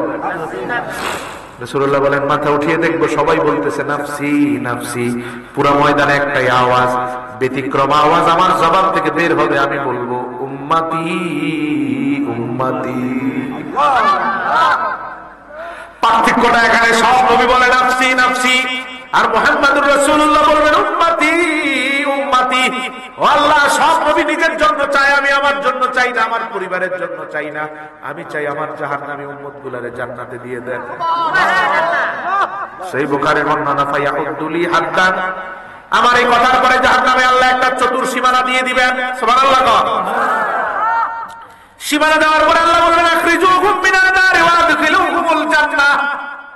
এই সীমার ভিতরে আমার যত উম্মতকে, রাসূলের যত উম্মতরে পাও, আর কোনো কিছু নয়, বরং নবীর সুপারিশের কারণে এদেরকে বের করে জান্নাতে দিয়ে দাও। নবী আছে না নাই? আরো জোরে কম। আল্লাহর হাবিব সাল্লাল্লাহু আলাইহি ওয়াসাল্লাম বলেন, এবার আমি তাকিয়ে দেখবো সবাই বের হয় নাই, কিছু এখনো পড়ে আছে জাহান্নামে। দ্বিতীয়বারের মতো আমি রাসূল সিজদায় পড়ে যাব। আমার আল্লাহ আবার বলবেন, ইরফা রাসাকা ইয়া মুহাম্মদ, মাথা উঠান। সেই বুখারীর 3 জায়গায় হাদিসটা বর্ণিত, মুসলিমের 1 জায়গায়। আমি আমার মাথা উঠানোর পর আবার বলবো উম্মতি উম্মতি। আমার এই ডাকের পরে আবার আরেকটা সীমানা দিয়ে আল্লাহ রাব্বুল আলামিন বলবেন, এর ভিতরে যত রাসূলের উম্মত পান বের করে দেন, বের করে জান্নাতে নিয়ে যাওয়া হবে। আবার তাকায় দেখবো দাগি দাগি বড় আসামিগুলো এখনো জাহান্নামে আছে। কারা? কথা কয়, দাগি দাগি আসামিগুলো এখনো জাহান্নামে পড়ে আছে, বের হতে পারে নাই। রাসূল বলেন, এবার 3 নাম্বার সিজদাটা আমার আল্লাহর সামনে দিব। আল্লাহ বলবেন, মাথা উঠে আমার কাছে চান, চাইলেই হবে, বললেই শুনবো, সুপারিশ করলেই জান্নাত। আমি মাথা উঠি আল্লাহরে আবার বলবো উম্মতি উম্মতি। আমার এই কথার পরে আল্লাহ এবার কি বলে দেখেন, বুখারীর শেষ শব্দ। আল্লাহ বলবেন, আখরিজ মান ক্বালা লা ইলাহা ইল্লাল্লাহু মুখলিসা। হাবিব আমার এইভাবে কয়বার সিজদায় পড়বেন আর কয়বার সিজদা থেকে উঠবেন। বারবার আমি আল্লাহর কাছে এভাবে আপনার সিজদা পছন্দ হচ্ছে না, এজন্য আমি সুযোগ দিয়ে দিচ্ছি, জীবনে একবার যারা লা ইলাহা ইল্লাল্লাহ মন থেকে বলেছে এমন সব উম্মতকে বের করে নিয়ে যা। রাসূলুল্লাহ বলেন, এই সুযোগ পাওয়ার পরে এক ঝটকায় আমি আমার উম্মতকে ফেরেশতার মাধ্যমে বের করার পরে আবার তাকাবো। তাকানোর পরে দেখবো হাত্তা লা ইয়াবকা ইল্লা মান হাবাসাহুল কুরআন। বুখারীর শেষ টেক্সট, শেষ শব্দ রাসূল বলেন, এবার যখন আমি তাকাবো, তাকানোর পরে দেখবো আমার আর একটা উম্মত জাহান্নামে নাই। সুবহানাল্লাহ। এত আস্তে কইলেন সুবহানাল্লাহ। আমাদের পাশে নবী থাকবেন কি থাকবেন না? আমাদের চিন্তা নবী করবেন কি করবেন না? অতএব আমরা কি নবীর বিরুদ্ধে ফতোয়া দিব না ভালোবাসবো? আরো জোরে বলেন, ফতোয়া দিব না ভালোবাসবো? নিজে ফতোয়া দিব না, কোন ফতোয়া বাজ মোল্লার ফতোয়া সহ্য করব না, ঠিক কিনা বলেন? কারো ফতোয়ায় সমাজকে কলুষিত করতে দিব না, ঠিক কিনা বলেন? যে মিম্বরের আমানত রক্ষা করতে পারবে না, মিম্বরে বসে রাসূলুল্লাহর বিরুদ্ধে ফতোয়া দিবে, মিলাদুন নবীর বিরুদ্ধে ফতোয়া দিবে, রাসূলের কিয়ামের বিরুদ্ধে ফতোয়া দিবে, সেই সংশোধন না হলে টেনে হিচড়ে হিসড়ে মিম্বর থেকে তাকে বের করে দেওয়া। কোথায় হাত দাও তুমি? তোমার ফতুয়া দেওয়ার আর জায়গা নাই। রাসূলুল্লাহর মুহাব্বত নিয়ে ফতুয়া দেওয়ার সাহস তোমায় কে দিয়ে? এই দুঃসাহস থেকে যদি তুমি সংশোধন না হও, তাহলে শায়েস্তা করার মতো আশিক রাসূল জমিনে আছে। আল্লাহ সংশোধন করে দিক, বলেন আমিন। আমিন। দুরাচার কত পাপাচার, মুখে যা আসে তাই বলে, ঠিক কিনা বলে? যেই রাসূলুল্লাহ কদমের ভালোবাসার জন্য উম্মত হাহাকার করবে, সেই রাসূলের ভালোবাসা থেকে উম্মতকে দূর করার জন্য জুমার আগের বয়ানকে হাতিয়ার হিসেবে গ্রহণ করার চেষ্টা করে, ঠিক কিনা বলে? আল্লাহ এদেরকে সংশোধন হওয়ার তৌফিক দান করুন, বলে না। আল্লাহ হাবিব সাল্লাল্লাহু আলাইহি সাল্লাম বলেন, বের করার পরে দেখবো সবাই চলে গেছে, এবার ফাইনাল খেলা দেখেন। সেই মুসলিমের হাদিস, আল্লাহর হাবিব সাল্লাল্লাহু আলাইহি সাল্লাম বলেন, এই যে উম্মত গুলারে বের করে করে দিলাম, একটাও জান্নাতে ঢুকতে পারে নাই, সবাই জান্নাতের সামনের চত্বর, ওই চত্বরের নাম আরাফ। কি নাম? সবাই বলেন আরাফ। এই নাম কি আর কখনো শুনছেন? কই শুনে নাই? এই আলেমরা বললেন না আরাফ শুনছেন? কই শুনছেন না? আরাফার মাপ, এটা আরাফা। আরাফ আর আরাফা এক না। হ্যাঁ, এটাও শব্দের দিক থেকে মোটামুটি কাছাকাছি, কিন্তু আরাফ এই শব্দটা কি শুনছেন কোথাও? হ্যাঁ, শুনেন নাই? মেসি নাম শুনছেন? দেখছেন? নেইমার কথা কয় দেখছেন না? এগুলো দেখেন, চিনেন সব। মেসির জার্সি কত বলতে পারবেন না? কত দেখছেন? এক। আর আরাফ কোরআনের 114 সূরার একটা সূরা জানেন? শোনাই নেই যে, নাউজুবিল্লাহ বলবেন না? এই আরাফ মানে হচ্ছে জান্নাতের সামনের খোলা চত্বর। জান্নাতের দরজার সামনে বিশাল খোলা চত্বর থাকবে, সেখানে রাসূলের সব উম্মত দাঁড়িয়ে থাকবে, এখনো জান্নাতের দরজা খোলা হবে। সেই মুসলিমের বর্ণনায় হাদিসটা দিয়ে শেষ। আদম আলাইহিস সালাম গিয়ে জান্নাতের দরজায় নক করবে, এভাবে নক করবে, জান্নাতের দরজায় এভাবে নক করবে। ভিতর থেকে ফেরেশতা জিজ্ঞেস করবে, মান আনতা, কে আপনি? আদম বলবে, আনা আদম সফিউল্লাহ, আমি আদম। ফেরেশতা বলবে, খোলার অনুমতি নাই। সুবহানাল্লাহ বলবেন না? নবীরে ফিরাই দিল ফেরেশতা, জান্নাতের দ্বার রক্ষী খাজেন বলা হয় যাকে। ইব্রাহিম আলাইহিস সালাম গিয়ে বলবে, আনা ইব্রাহিম খলিলুল্লাহ, খোলো। ফেরেশতা বলবে, খোলার কোনো অনুমতি নাই। ঈসা যাবে, ঈসা গিয়ে মুসা যাবে, গিয়ে বলবে, আনা মুসা কালিমুল্লাহ, আমি আল্লাহর সাথে কথা বলা মুসা, খোলো। ফেরেশতা বলবে, খোলার অনুমতি নাই। ঈসা বলবে, আনা ঈসা রূহুল্লাহ, আমি ধরলেই মৃত মানুষ জীবিত হয়ে যেত, অন্ধ মানুষ ভালো হয়ে যেত, কুষ্ঠরোগী ভালো হয়ে যেত। এজন্য দুনিয়াতে মানুষ আমারে বলতো রূহুল্লাহ, আল্লাহর শক্তি। সুবহানাল্লাহ। খোলো। ফেরেশতা বলবে, খোলার অনুমতি নাই। এক এক করে নবী আসবে, নক করবে, আর পরিচয় দিতে থাকবে, কারো জন্য দরজা খোলা হবে না।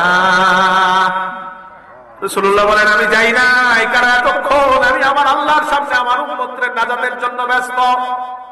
জাহান্নামীদেরকে বের করার জন্য একের পর এক সেজদা দিচ্ছিলাম, জান্নাতের দরজার কাছে যাই নাই। সব উম্মত যখন জাহান্নাম থেকে বের হয়ে গেল, এবার আমি জান্নাতের দরজার কাছে যাব, নক করব।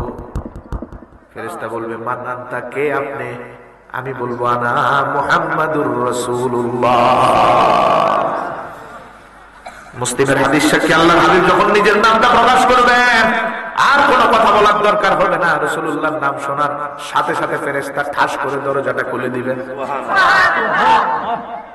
ফেরেশতা বলবেন, কেন এতক্ষণ খুলি নাই? হাবিব শুনে নেন, এই ময়দান শুরু হওয়ার আগে আল্লাহ আমারে বলে দিচ্ছেন, হাসরের ময়দানে মুহাম্মদ ছাড়া কারো জন্য যাতে জান্নাতের দরজা খোলা না হয়।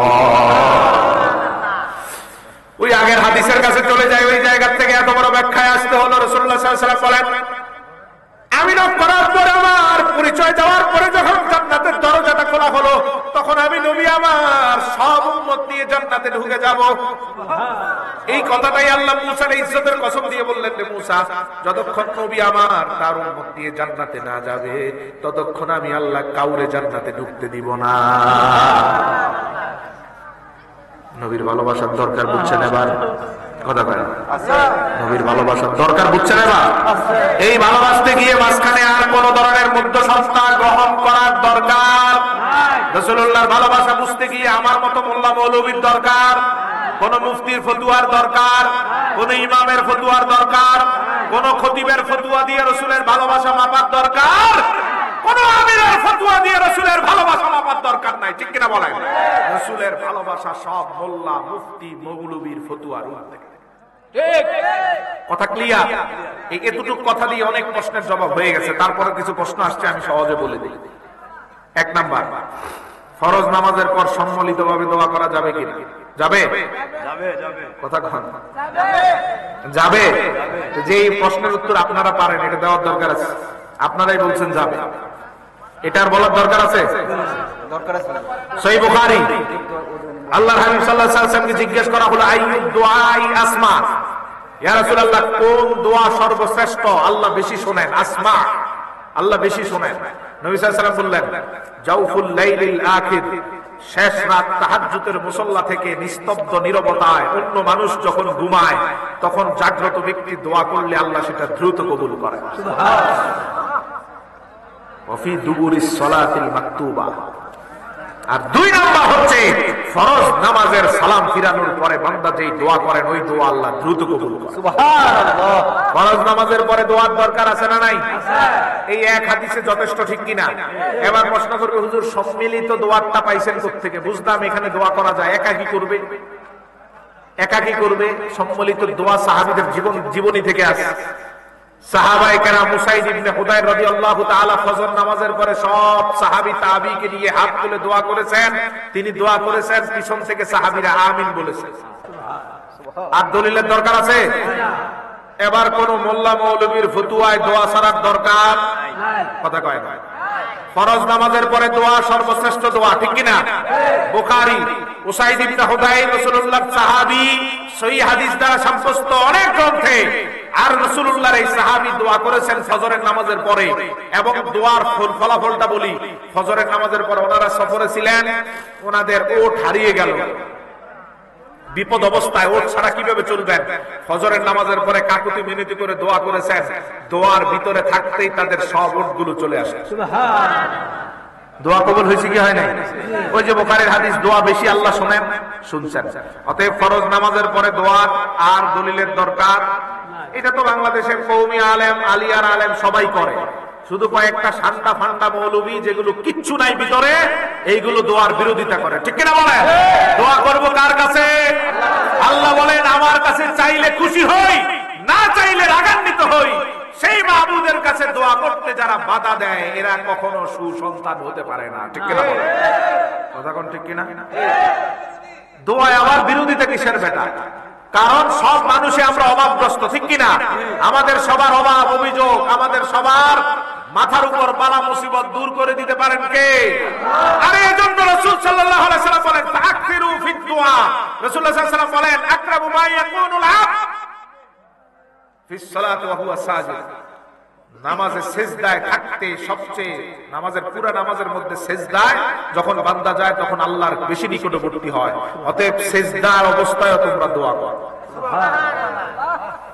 অতএব নামাজের সালাম ফিরানোর পর নামাজের যেটা দোয়া কবুলের জায়গা, এই জায়গা থেকে যারা আমাদেরকে বিরত রাখতে চায়, এরা কখনো আমাদের ভালো কামনা করে না। ঠিক কিনা বলেন? দোয়া করবো না ছেড়ে দিব? জোরে বলেন। রাসূলের সাহাবী উসাইদ ইবনে হুযায়র সব মুসল্লি নিয়ে দোয়া করেছেন। অতএব কোন ইমাম যদি দোয়া করতে না চায়, ওই ইমাম এই এলাকার ইমামতির যোগ্যতা তার নাই। ঠিক কিনা বলেন? সাহাবীর কাজ তুমি ছেড়ে দিচ্ছ, তুমি কে? তোমারে মানার কোন দরকার? কথা কয় ভয় পান? ওই মোল্লা যদি বসতে চায় বসান, তার ডাল চাল খিচুড়ি মার্কা যত ওস্তাদ আছে নিয়ে আসো। সাহাবী করেছেন, তুই বেটা বলস করা যাবে? তুই কে হয়ে গেলি সাহাবীর থেকে বড়? ঠিক কিনা বলেন? সংশোধন হয়ে যাও, না হলে শায়েস্তা করার ঔষধও আমরা জানি। ঠিক কিনা বলেন? আমরা ভালোই ভালোই বলি, ভালো হয়ে যাও, সমাজে ফিতনা করার কোনো দরকার নাই। এই যে আবার দেখেন, জানাজার নামাজের পরে সম্মিলিত সব দোয়ার বিরোধী কেন ভাই? এরা কি চায় দোয়া করা? এরা দোয়ার এত বিরোধী কেন? যে কোনো দোয়া দেখবেন, আযানের পরে মুনাজাত এরা বিরোধী, নামাজের পরে মুনাজাত এরাই বিরোধী, জানাজার নামাজের পরে মুনাজাত এরাই বিরোধী। মোল্লাগিরি ফলাতে আসো, কোরআন হাদিস শিখে তারপরে আসো। এই দলিল তো অনেকেই জানে। ইজা সাল্লাইতুম আলাল মাইয়িত ফাআখলিসু লাহু দুআ, যখন নামাজ শেষ করবে সাল্লাইতুম আলাল মাইয়িত ফা তাকিদ অতঃপর এরপরে দোয়ায় মনোনিবেশ করো।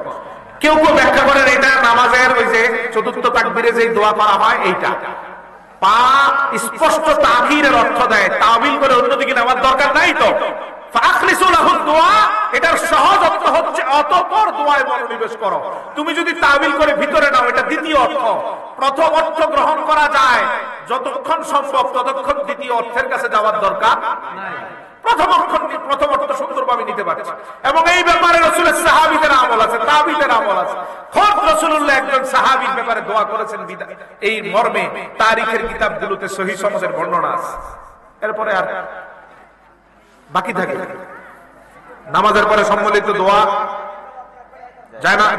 জানাজার নামাজের পরে সম্মিলিত দোয়া, আজানের পরে দোয়া, যত দোয়া আছে এগুলো সবগুলো শুধু জায়েজ না মুস্তাহাব পর্যায়ের বিষয়। মিলাদ কিয়াম জায়েজ কিনা? হ্যাঁ, মিলাদ কথা কর বুঝে বললেন। আপনার মন যদি বলে না জায়েজ, না জায়েজ, জায়েজ। কিয়াম মিলাদুন নবী পালন করা হারাম। নাউজুবিল্লাহ বলেন। আচ্ছা, একটা জিনিস, এই জিনিসগুলো এগুলো কি সহজ করে বলছি। মিলাদ কিয়াম যদি সারা জীবনও কেউ না করে কোনো ক্ষতি বুঝেন? সারা জীবনে একবার রাসূলকে দাঁড়ায় সালাম দেয় নাই, সে মুসলমান থেকে বের হয়ে যাবে? কোনো ক্ষতি নেই। আপনার কাছে ভালো লাগছে, আপনি মুহাব্বতে রাসূলুল্লাহর জন্য দাঁড়িয়ে সালাম দেন, আরেকজনের কাছে সেটা ভালো লাগছে না, সে মুহাব্বতের সাথে সেটা এড়িয়ে যাবে, ঠিক কিনা? কিন্তু আপনার মুহাব্বতকে কেউ যদি হারাম ফতোয়া দেয়, তার জন্মে সমস্যা আছে। কথা বোঝেন? আপনি করেন নাই তাতে আমাদের কোনো মাথা ব্যথা, আপনাকে কোনো গালিগালাজ করার অধিকার আমাদের, আপনার কাছে এটা তো ফরজ না, ওয়াজিব না, ঠিক কিনা?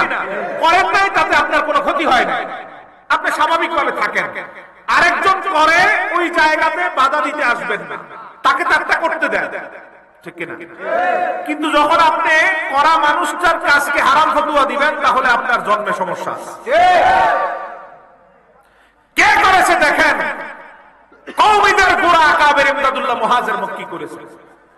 উনি হারামখোর হলে গোটা কওমের সনদ আর টিকে না, ঠিক কিনা বলেন? কারণ কোন হারামখোর, কোন হালালকে হারামকারী আকীদার ভাষায় কাফের, মুস্তাহিলুল হুরমাতে কুফর। একটা বিষয় হারাম, এটারে কেউ হালাল বললে সে কি হবে? আচ্ছা বলেন, মদ খাওয়া হালাল না হারাম? আপনি খাওয়ার কারণে কখনো কাফের হবেন না, গুনাহগার হবেন। কিন্তু আপনি যদি মনে করেন মদ হালাল, দুইজন মানুষ, একজন মদ খাচ্ছে হারাম মনে করে খাচ্ছে, সে ব্যক্তি গুনাহগার, কবিরা গুনাহকারী, ঠিক কিনা? সে মুসলমান না কাফের? মুসলমান। হারামকে হারাম মনে করে খেলে কখনো কাফের হয়? সুদ হালাল না হারাম? হারাম মনে করে খাচ্ছে, সে মুসলমান না কাফের? মুসলমান। বুঝেন নাই? সে তো হালাল হালাল বলতেছে না, হারামকে হারাম মনে করে খাচ্ছে, সে মুসলমান। শুকুরের মাংস হারামকে হারাম মনে করে কেউ যদি খায়, সে মুসলমানই থাকবে, কিন্তু কবিরা গুনাহগার হবে। কিন্তু কেউ যদি বলে যে সুদ খাওয়া হালাল, সে তো মিলাদ কিয়াম একটা হালাল বিষয়। আপনি যদি মনে করেন এটা হারাম, আমরা যারা করি আমরা কি মনে করি? হালাল। আপনি হারাম বললে আপনার ফতোয়া মতে আমরা যারা করি সবাই কাফের। বুঝেন নাই? কারণ আপনার হারাম দ্বারে আমরা হালাল মনে করে করতেছি।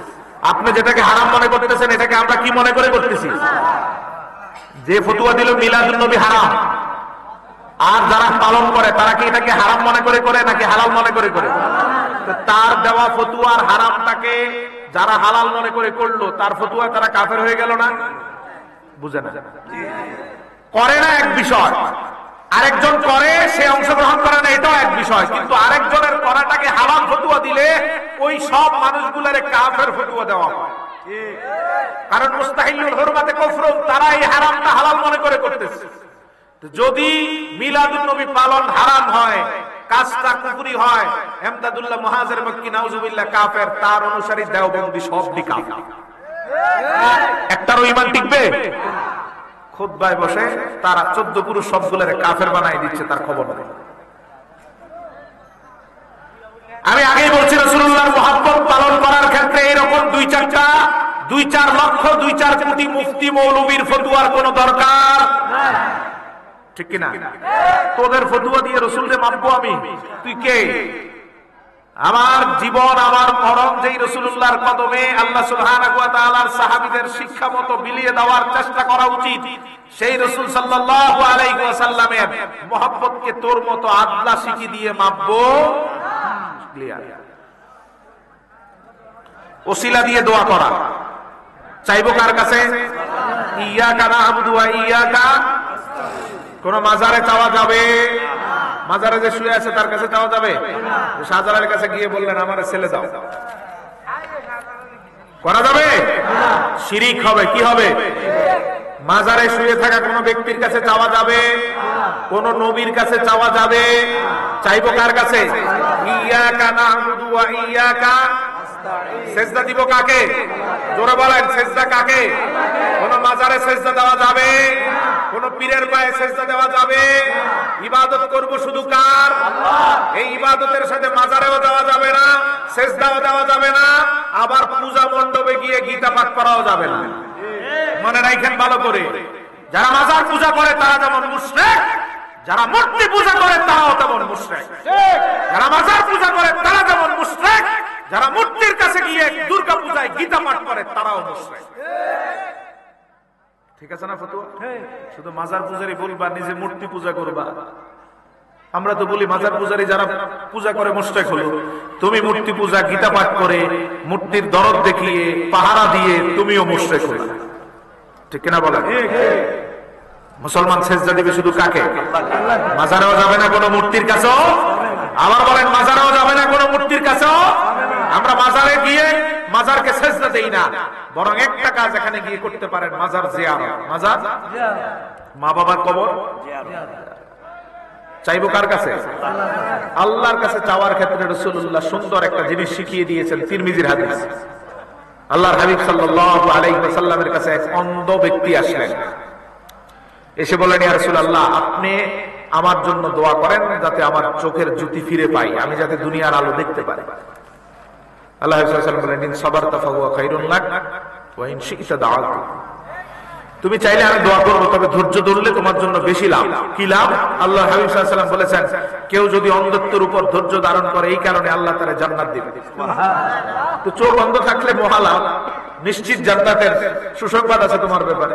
আর তুমি চাইলে আমি দোয়া করব। সাহাবী বললেন, ইয়া রাসূলুল্লাহ, দুনিয়ার আলো বাতাস দেখতে চাই, যা হয় পরে হবে। আল্লাহ হাবিব সাল্লাল্লাহু আলাইহি ওয়াসাল্লাম দোয়া করেন নাই, বললেন তুমি 2 রাকাত নামাজ পড়বা, 2 রাকাত নামাজ পড়ে আমার ওসিলা দিয়ে আল্লাহর কাছে চাইবে। সুবহানাল্লাহ। শিখাইছে কে? রাসূল। আর বাংলার মোল্লা ফতোয়া দেয় দোয়ার মাঝখানে রাসূলুল্লাহর নাম ওসিলা দিয়ে দোয়া করা শিরক। নাজুলে বলবেন না। আল্লাহ হাবিব সাল্লাল্লাহু আলাইহি ওয়াসাল্লাম সাহাবীকে শিখায় দিলেন, আল্লাহুম্মা ইন্নী আতাওয়াজ্জাহু ইলাইকা বিওয়াসিলাতি মুহাম্মাদিন সাল্লাল্লাহু আলাইহি ওয়াসাল্লাম। আল্লাহর হাবিব মুহাম্মদ মুস্তাফার ওসিলা দিয়ে আপনার কাছে চাই। দরির আল বাসার, চক্ষু অন্ধকারী, চক্ষু অন্ধ হয়ে যাওয়া এক ব্যক্তি রাসূলুল্লাহর কাছে আসলেন। নবীজি বললেন, 2 রাকাত সালাতুল হাজাত নামাজ পড়ে এই দোয়াটা করো, আল্লাহ রাসূলুল্লাহর ওসিলা দিয়ে আমি আমার চোখের জ্যোতি ফিরে পেতে চাই। সাহাবী বলেন, এই দোয়া করার পরে ব্যক্তির চোখ এমন ভাবে ভালো হলো, আমরা যা দেখতাম না ওই ব্যক্তি তাও দেখতে পেত। ওসিলা জায়েজ না নাজায়েজ? শিখায় দিয়েছেন কে? মুহাম্মদুর রাসূলুল্লাহ। আর রাসূলুল্লাহর আমানত মিম্বরে বসে মোল্লা ফতোয়া দেয় ওসিলা শিরক। নাউজুবিল্লাহ বলবেন। রাসূলের কাছটাকে সে শিরক ফতোয়া। লা হাওলা ওয়ালা কুওয়াতা ইল্লা বিল্লাহ। আপনারা বা মুসল্লিরা তো জানার সুযোগ নাই, তো কোন মোল্লা কি বলছে এটা ব্যারোমিটারে মাপতে পারে আরেকজন হুজুর। আপনারে বসে জুমার দিন বয়ান করে দিল, আপনি মনে করলেন হ্যাঁ ঠিকই তো বলছে, না ঠিক বলে নাই। অনেকেই মিম্বরের আমানত ঠিক মতো আদায় করে, নিজের মিশন বাস্তবায়ন করার জন্য মিম্বরকে হাতিয়ার হিসেবে গ্রহণ করে। আল্লাহ হেফাজত করুক, বলে না আমিন। আজানের আগে সালাম দেওয়া জায়েজ কিনা? হ্যাঁ, অবশ্যই জায়েজ। সালাম সব সময় জায়েজ। আজান অবস্থায় ও এটা নাকি আজানের আগে সালাতু সালাম, আসসালাতু আসসালামু আলাইকা ইয়া রাসূলুল্লাহ। আজানের আগে সালাতু সালামে জন্য রাসূলুল্লাহ সাল্লাল্লাহু আলাইহি ওয়াসাল্লামের সাহাবীর একটা দোয়া হাদিস বলি বুখারী, এক সাহাবী এসে রাসূলুল্লাহ সাল্লাল্লাহু আলাইহি ওয়াসাল্লামকে বললেন, ইয়া রাসূলুল্লাহ, আমি আমার দোয়ার 1/4 অংশ আপনার দুরুদে কাটাতে চাই। নবীজি বললেন, তোমার জন্য ভালো উবাই ইবনে কাব। এরপরে উবাই ইবনে কাব বললেন, ইয়া রাসূলুল্লাহ, দোয়ার যদি ভালো হয়, এরপর রাসূল বললেন, যদি এর থেকে বেশি করো ভালো। সাহাবী বললেন, ইয়া রাসূলুল্লাহ, তাহলে আমি অর্ধেক সময়টা, পুরো অর্ধেক সময় ভাগ করে পুরো অর্ধেকটা আপনার দুরুদে কাটাতে চাই। সাহাবী রাসূলুল্লাহ সাল্লাল্লাহু আলাইহি ওয়াসাল্লাম বললেন, ভালো, বাড়াতে পারলে আরো ভালো, তোমার গুনাহ মাফের কারণ হবে। সাহাবী বললেন, ইয়া রাসূলুল্লাহ, আমি তাহলে 4/3 সময় আপনার দুরুদে কাটাতে চাই। রাসূল সাল্লাল্লাহু আলাইহি ওয়াসাল্লাম বললেন, ভালো, যদি আরো বেশি করতে পারো আরো ভালো। উবাই ইবনে কাব বললেন, ইয়া রাসূলুল্লাহ, দোয়ার পুরো সময়টাই আপনার দুরুদে কাটাতে চাই। রাসূল বললেন, তাহলে তোমার গুনাহ মাফ হবে, পেরেশানিও দূর হবে। সুবহানাল্লাহ, আস্তে বললেন। এই হাদিস আম, শুধুমাত্র যেই জায়গাতে দুরুদ পড়া নিষিদ্ধ ওই জায়গা ব্যতীত যে কোনো জায়গায় দুরুদ করতে, খাওয়া অবস্থায় দুরুদ পড়া নিষিদ্ধ, প্রস্রাব অবস্থায়, পায়খানা অবস্থায়, স্ত্রীর কাছে সঙ্গমরত অবস্থায়, এরকম যেই কাজগুলো ওই সময় দুরুদ পাঠ 7 বা 8 জায়গায়, কোন হাদিসের বর্ণনায় যে 8 জায়গায় বা 7 জায়গায় দুরুদ পড়া নিষিদ্ধ। এই ছাড়া বাকি যে কোনো সময় দুরুদ পড়লে সেটা জায়েজ হবে। একবারে মৌলিক নীতিমালা। আপনি খাবার আগে দুরুদ পড়লেন, জায়েজ না জায়েজ? ঘুমানোর আগে পড়লেন, কথা বলেন, ঘুমানোর আগে পড়লেন, ঘুম থেকে উঠে পড়লেন, পড়ার টেবিলে বসে পড়লেন, আপনি ঘর থেকে বের হওয়ার আগে পড়লেন, ঘরে ঢুকার পরে পড়লেন, মাহফিলে বসার আগে পড়লেন, বসার পরে পড়লেন, দোয়ার শুরুতে পড়লেন, দোয়ার মাঝখানে পড়লেন, কোনো সমস্যা নেই। দোয়ার শেষে পড়লেন, আজানের আগে পড়লেন, আজানের যে কোনো সময়, ওই 7টা জায়গায় না হলেই হবে, জায়েজ হয়ে যাবে। হ্যাঁ, এবার সুন্নত আর জায়েজের মধ্যে একটা পার্থক্য আছে। রাসূলুল্লাহ সাল্লাল্লাহু আলাইহি ওয়াসাল্লামের আদেশ আছে আজানের পরে দুরুদ পড়া। তা আজানের পরে দুরুদ শুধু জায়েজ না, সুন্নত, কিন্তু আজানের আগের দুরুদ শুধু জায়েজ, সুন্নত না। পার্থক্য বুঝছেন? আজানের পরের যেই দুরুদটা সেটা জায়েজের সাথে সুন্নত, কারণ রাসূল পড়ছেন, রাসূল পড়তে বলেছেন, কিন্তু আজানের আগের দুরুদ শুধু জায়েজ। আবার আরেকটা জিনিস দিয়ে সহজে বুঝাই, নফল নামাজ 3 হারাম ওয়াক্ত ব্যতীত যে কোনো সময় পড়া। আপনি দিনের 10টায় নফল নামাজ পড়েন, হবে না? কথা কয় না? 10টায় নফল নামাজ পড়েন, হবে কি হবে না? হবে। 10টায় নফল নামাজ পড়েন, 3 টাইম আগে বলি, সূর্য মাথার বরাবর আছে, সূর্য ডুবন্ত অবস্থায়, সূর্য উদিত হওয়া অবস্থায়, এই 3 টাইম নফল নামাজ পড়া যাবে। রাতের 11টায় পড়লে হবে, 12টা, 1টা, 2টা, দিনের 10টায়, 10:30-এ, 8:30-এ, 9:40-এ। আপনি 9:40-এ নামাজ পড়বেন, আমি বলবো নবীজি সারা জীবনে কখনো 9:40-এ নফল পড়েন। তার মানে বেদাত? কথা কয় না। আপনি 2:30-এ নফল নামাজ পড়বেন, ধরেন প্রতিদিন 2:30-এ নফল পড়েন। আমি বলবো নবীজি প্রতিদিন কখনো 2:30-এ এসে প্রতিদিন নফল পড়ে না। তো নফল হবে কি হবে না? কারণ রাসূলুল্লাহ উন্মুক্ত করে দিলেন, সারাদিনের 3 টাইম ব্যতীত বাকি যে কোনো সময় তুমি নফল করতে পারবে, সারাদিনের 7টা অবস্থা ব্যতীত যে কোনো সময় দুরূদ পড়তে পারবে। এখন আপনি এসে বলবেন খাওয়ার আগে চলবে না, খাওয়ার পরে চলবে, নামাজের আগেরটা বন্ধ, পরেরটা চলবে, এটা ইনসাফ হলো না, ঠিক কিনা? যে কোনো সময় জায়েজ। হ্যাঁ, এবার সুন্নত কোনটা? আপনি ইশরাক নামাজ, সালাতুল ইশরাক 9:30-এর নফল পড়লেন, নফলের সওয়াব পাবেন, স্বাভাবিকভাবে জায়েজ হবে। 11:30-এ পড়লেন, 2:30-এ পড়লেন, 3:30-এ পড়লেন, 4:30-এ পড়লেন, কিন্তু সূর্য উদিত হওয়ার 23 মিনিট পরে যেটা পড়লেন ইশরাক, সেটা আর অন্য নফল এক। অন্য নফল শুধু জায়েজ নফলের সওয়াব, এটা শুধু নফল না, নফলের সাথে সুন্নতের সওয়াব। কথা বুঝছেন? আজানের আগে দুরূদ জায়েজ, সওয়াব আছে না নাই? কিন্তু আজানের পরেরটা শুধু জায়েজ না, জায়েজ হিসেবে একটা সওয়াব পাবেন, সুন্নত পালনের সওয়াব।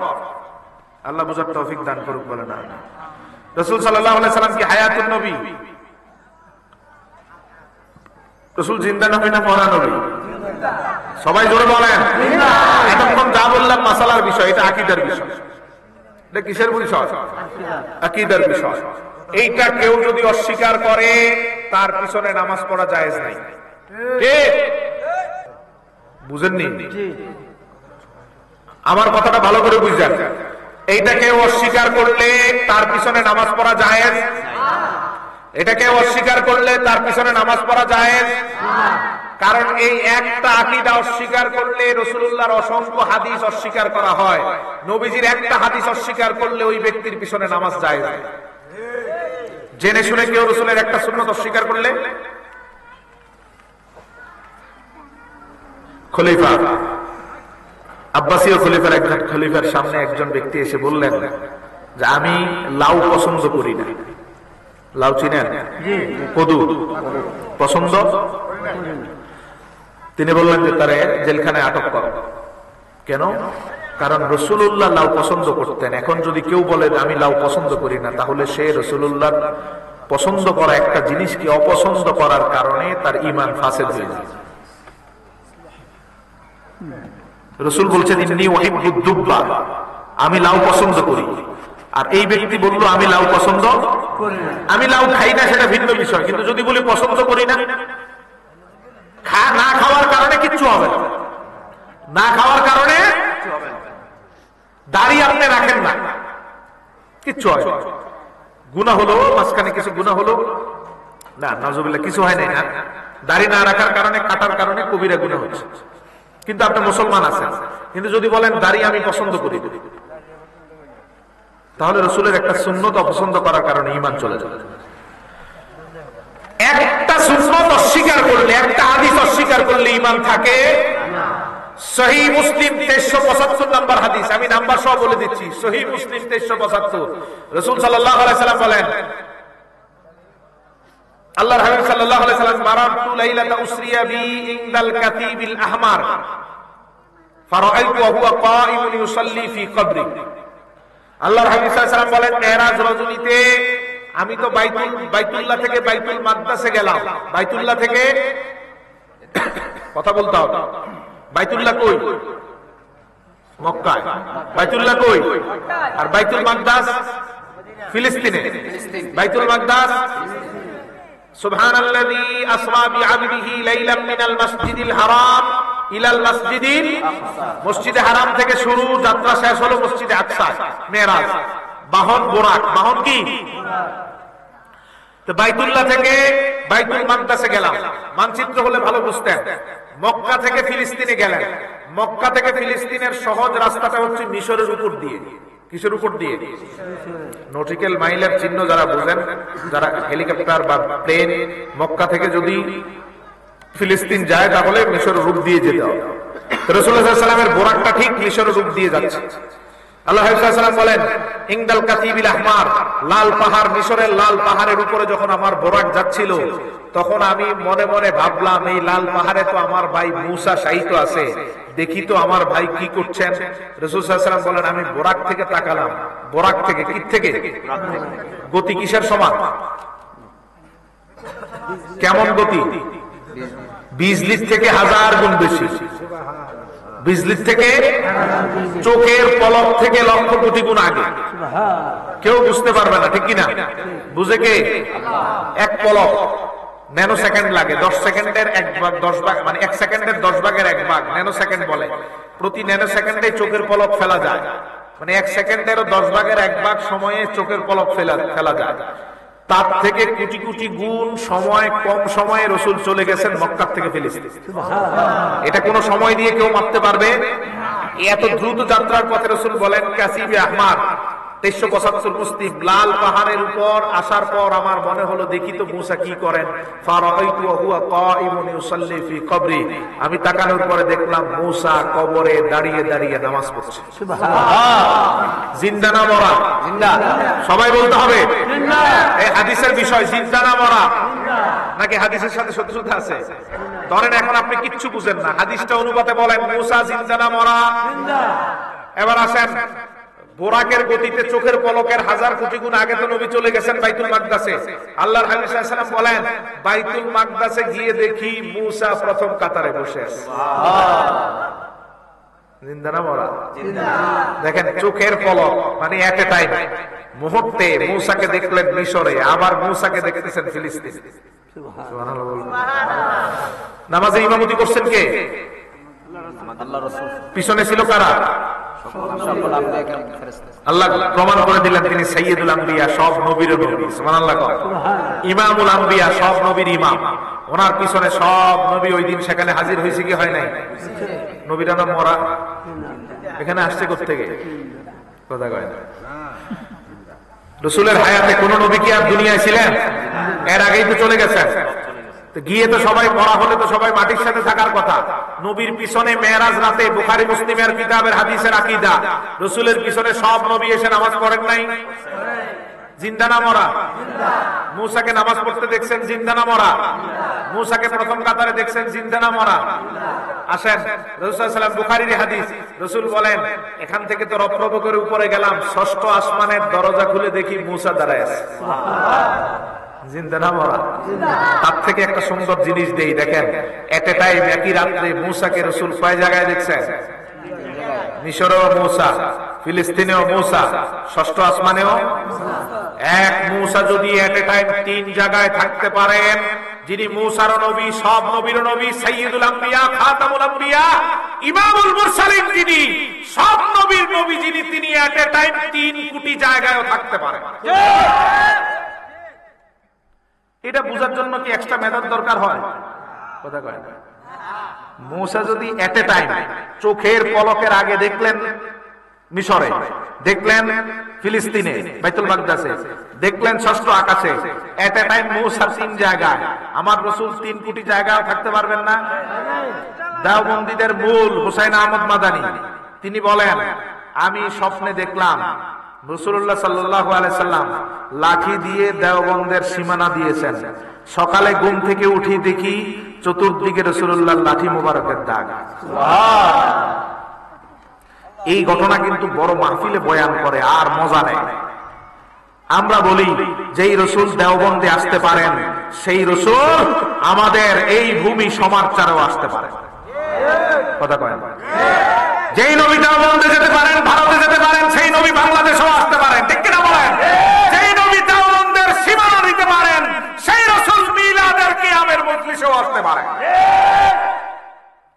তোমার মাদ্রাসার সীমানা দেয় রাসূলুল্লাহ সাল্লাল্লাহু আলাইহি ওয়াসাল্লাম, সেখানে যেতে পারবেন, আমার মিলাদের অনুষ্ঠানে আসতে পারবেন না। এটার দলিল পাইছো কোত্থেকে? তোমারটা ঠিক আছে, ওইখানে আসছে। আমাদের কেউ কোনো মাসায়েখ যদি বলে মিলাদের অনুষ্ঠানে রাসূলকে দেখছি, তখন গা জ্বলে, কয় এগুলো মিথ্যা কথা। আমি যদি বলি ওইটাও গাঁজাখুরি মিথ্যা কথা, ঠিক কিনা বলে? তাহলে ওইটাও গাঁজাখুরি কথা, ঠিক কিনা? তাহলে এট এ টাইম মূসা আলাইহিস সালাম বিভিন্ন জায়গায় দেখছেন রাসূলুল্লাহ সাল্লাল্লাহু আলাইহি ওয়াসাল্লাম। এবার আসেন, আল্লাহর হাবিব সাল্লাল্লাহু আলাইহি ওয়াসাল্লাম বলেন, আমি ঈসা রূহুল্লাহকে দেখেছি, চুল থেকে পানি পড়ছে আর তিনি বাইতুল্লাহ তাওয়াফ করতেছেন। সুবহানাল্লাহ। জিন্দা না মরা? জিন্দা। আমি ইব্রাহিমকে দেখেছি, তিনি বাইতুল্লাহ তাওয়াফ করতেছেন। জিন্দা না মরা? এবার হাদিসের সর্বসম্মত আকীদা, রাসূল সাল্লাল্লাহু আলাইহি ওয়াসাল্লাম সহিহ হাদিসে বলেছেন, আল আম্বিয়াউ আহইয়াউন ফি কুবুরিহিম ওয়া হুম ইউসাল্লুনা ওয়া ইউরযাকুন। নবীরা কবরে জিন্দা, নবীরা উম্মতের জন্য দোয়া করেন, নবীরা সব সময় জান্নাতের খাবার গ্রহণ করেন। সুবহানাল্লাহ। এতগুলো হাদিস বলার পরে এখন যদি মিম্বর থেকে কোনো মাতাল, এ তো সুস্থ মানুষ না, এ কি সুস্থ?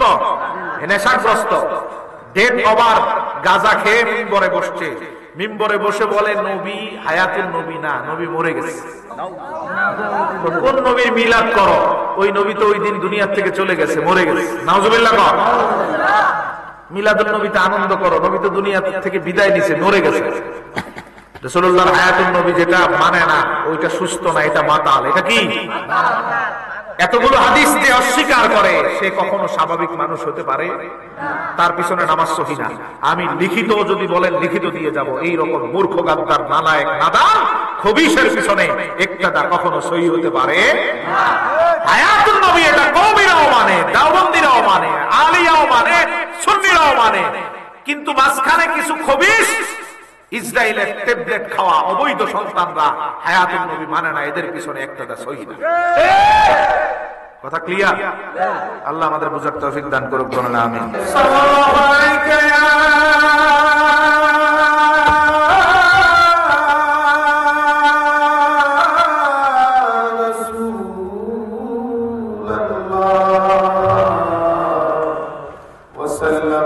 আলাইকা ইয়া হাবিবাল্লাহ।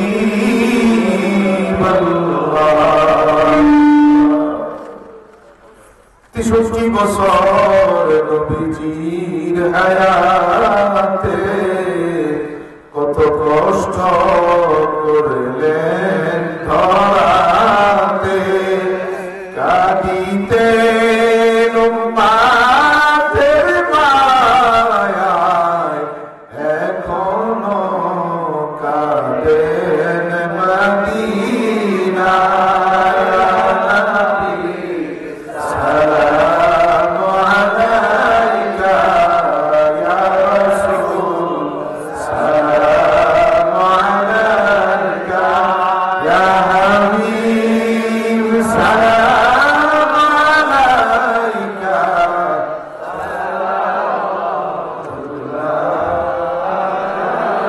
ورنونا بكماله كشف الدجى بجماله حسنت جميع. ربنا آتنا في الدنيا حسنة وفي الآخرة حسنة وقنا عذاب النار.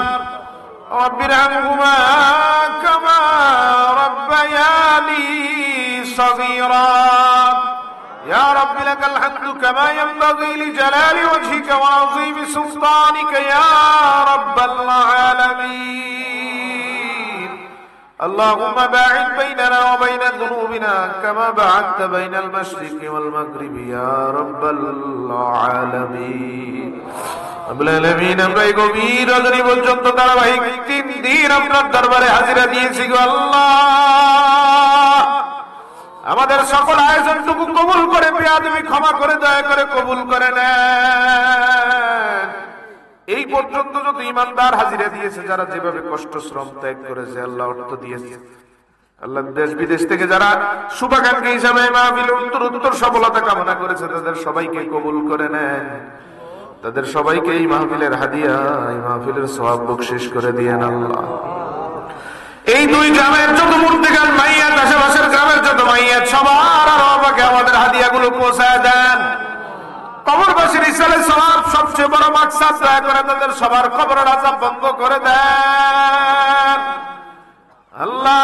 কবরগুলোর জান্নাতের টুকরা বাগান বানায় দেন আল্লাহর হাবিবের রওজা মুবারকের সাথে সরাসরি সংযোগ স্থাপন করে দেন রব্বুল আলামিন। দয়া করে কোনো ভুল করে থাকলে আপনি তাদেরকে ক্ষমা করে দেন। আমরা যারা জীবিত, আমাদেরকে সুস্থতার সাথে, নিরাপত্তার সাথে জীবনের শেষ দিন পর্যন্ত তাকওয়ার সাথে কবুল করেন আল্লাহ। সকল কাজ শুধু আপনার সন্তুষ্টির জন্য করার তৌফিক দান করেন। সুস্থতা, সালামত, নিরাপত্তার জিন্দেগি দান করেন। সফরগুলোরে নিরাপদ আল্লাহ নিরাপদ করেন। পথের দূরত্ব কমিয়ে দেন।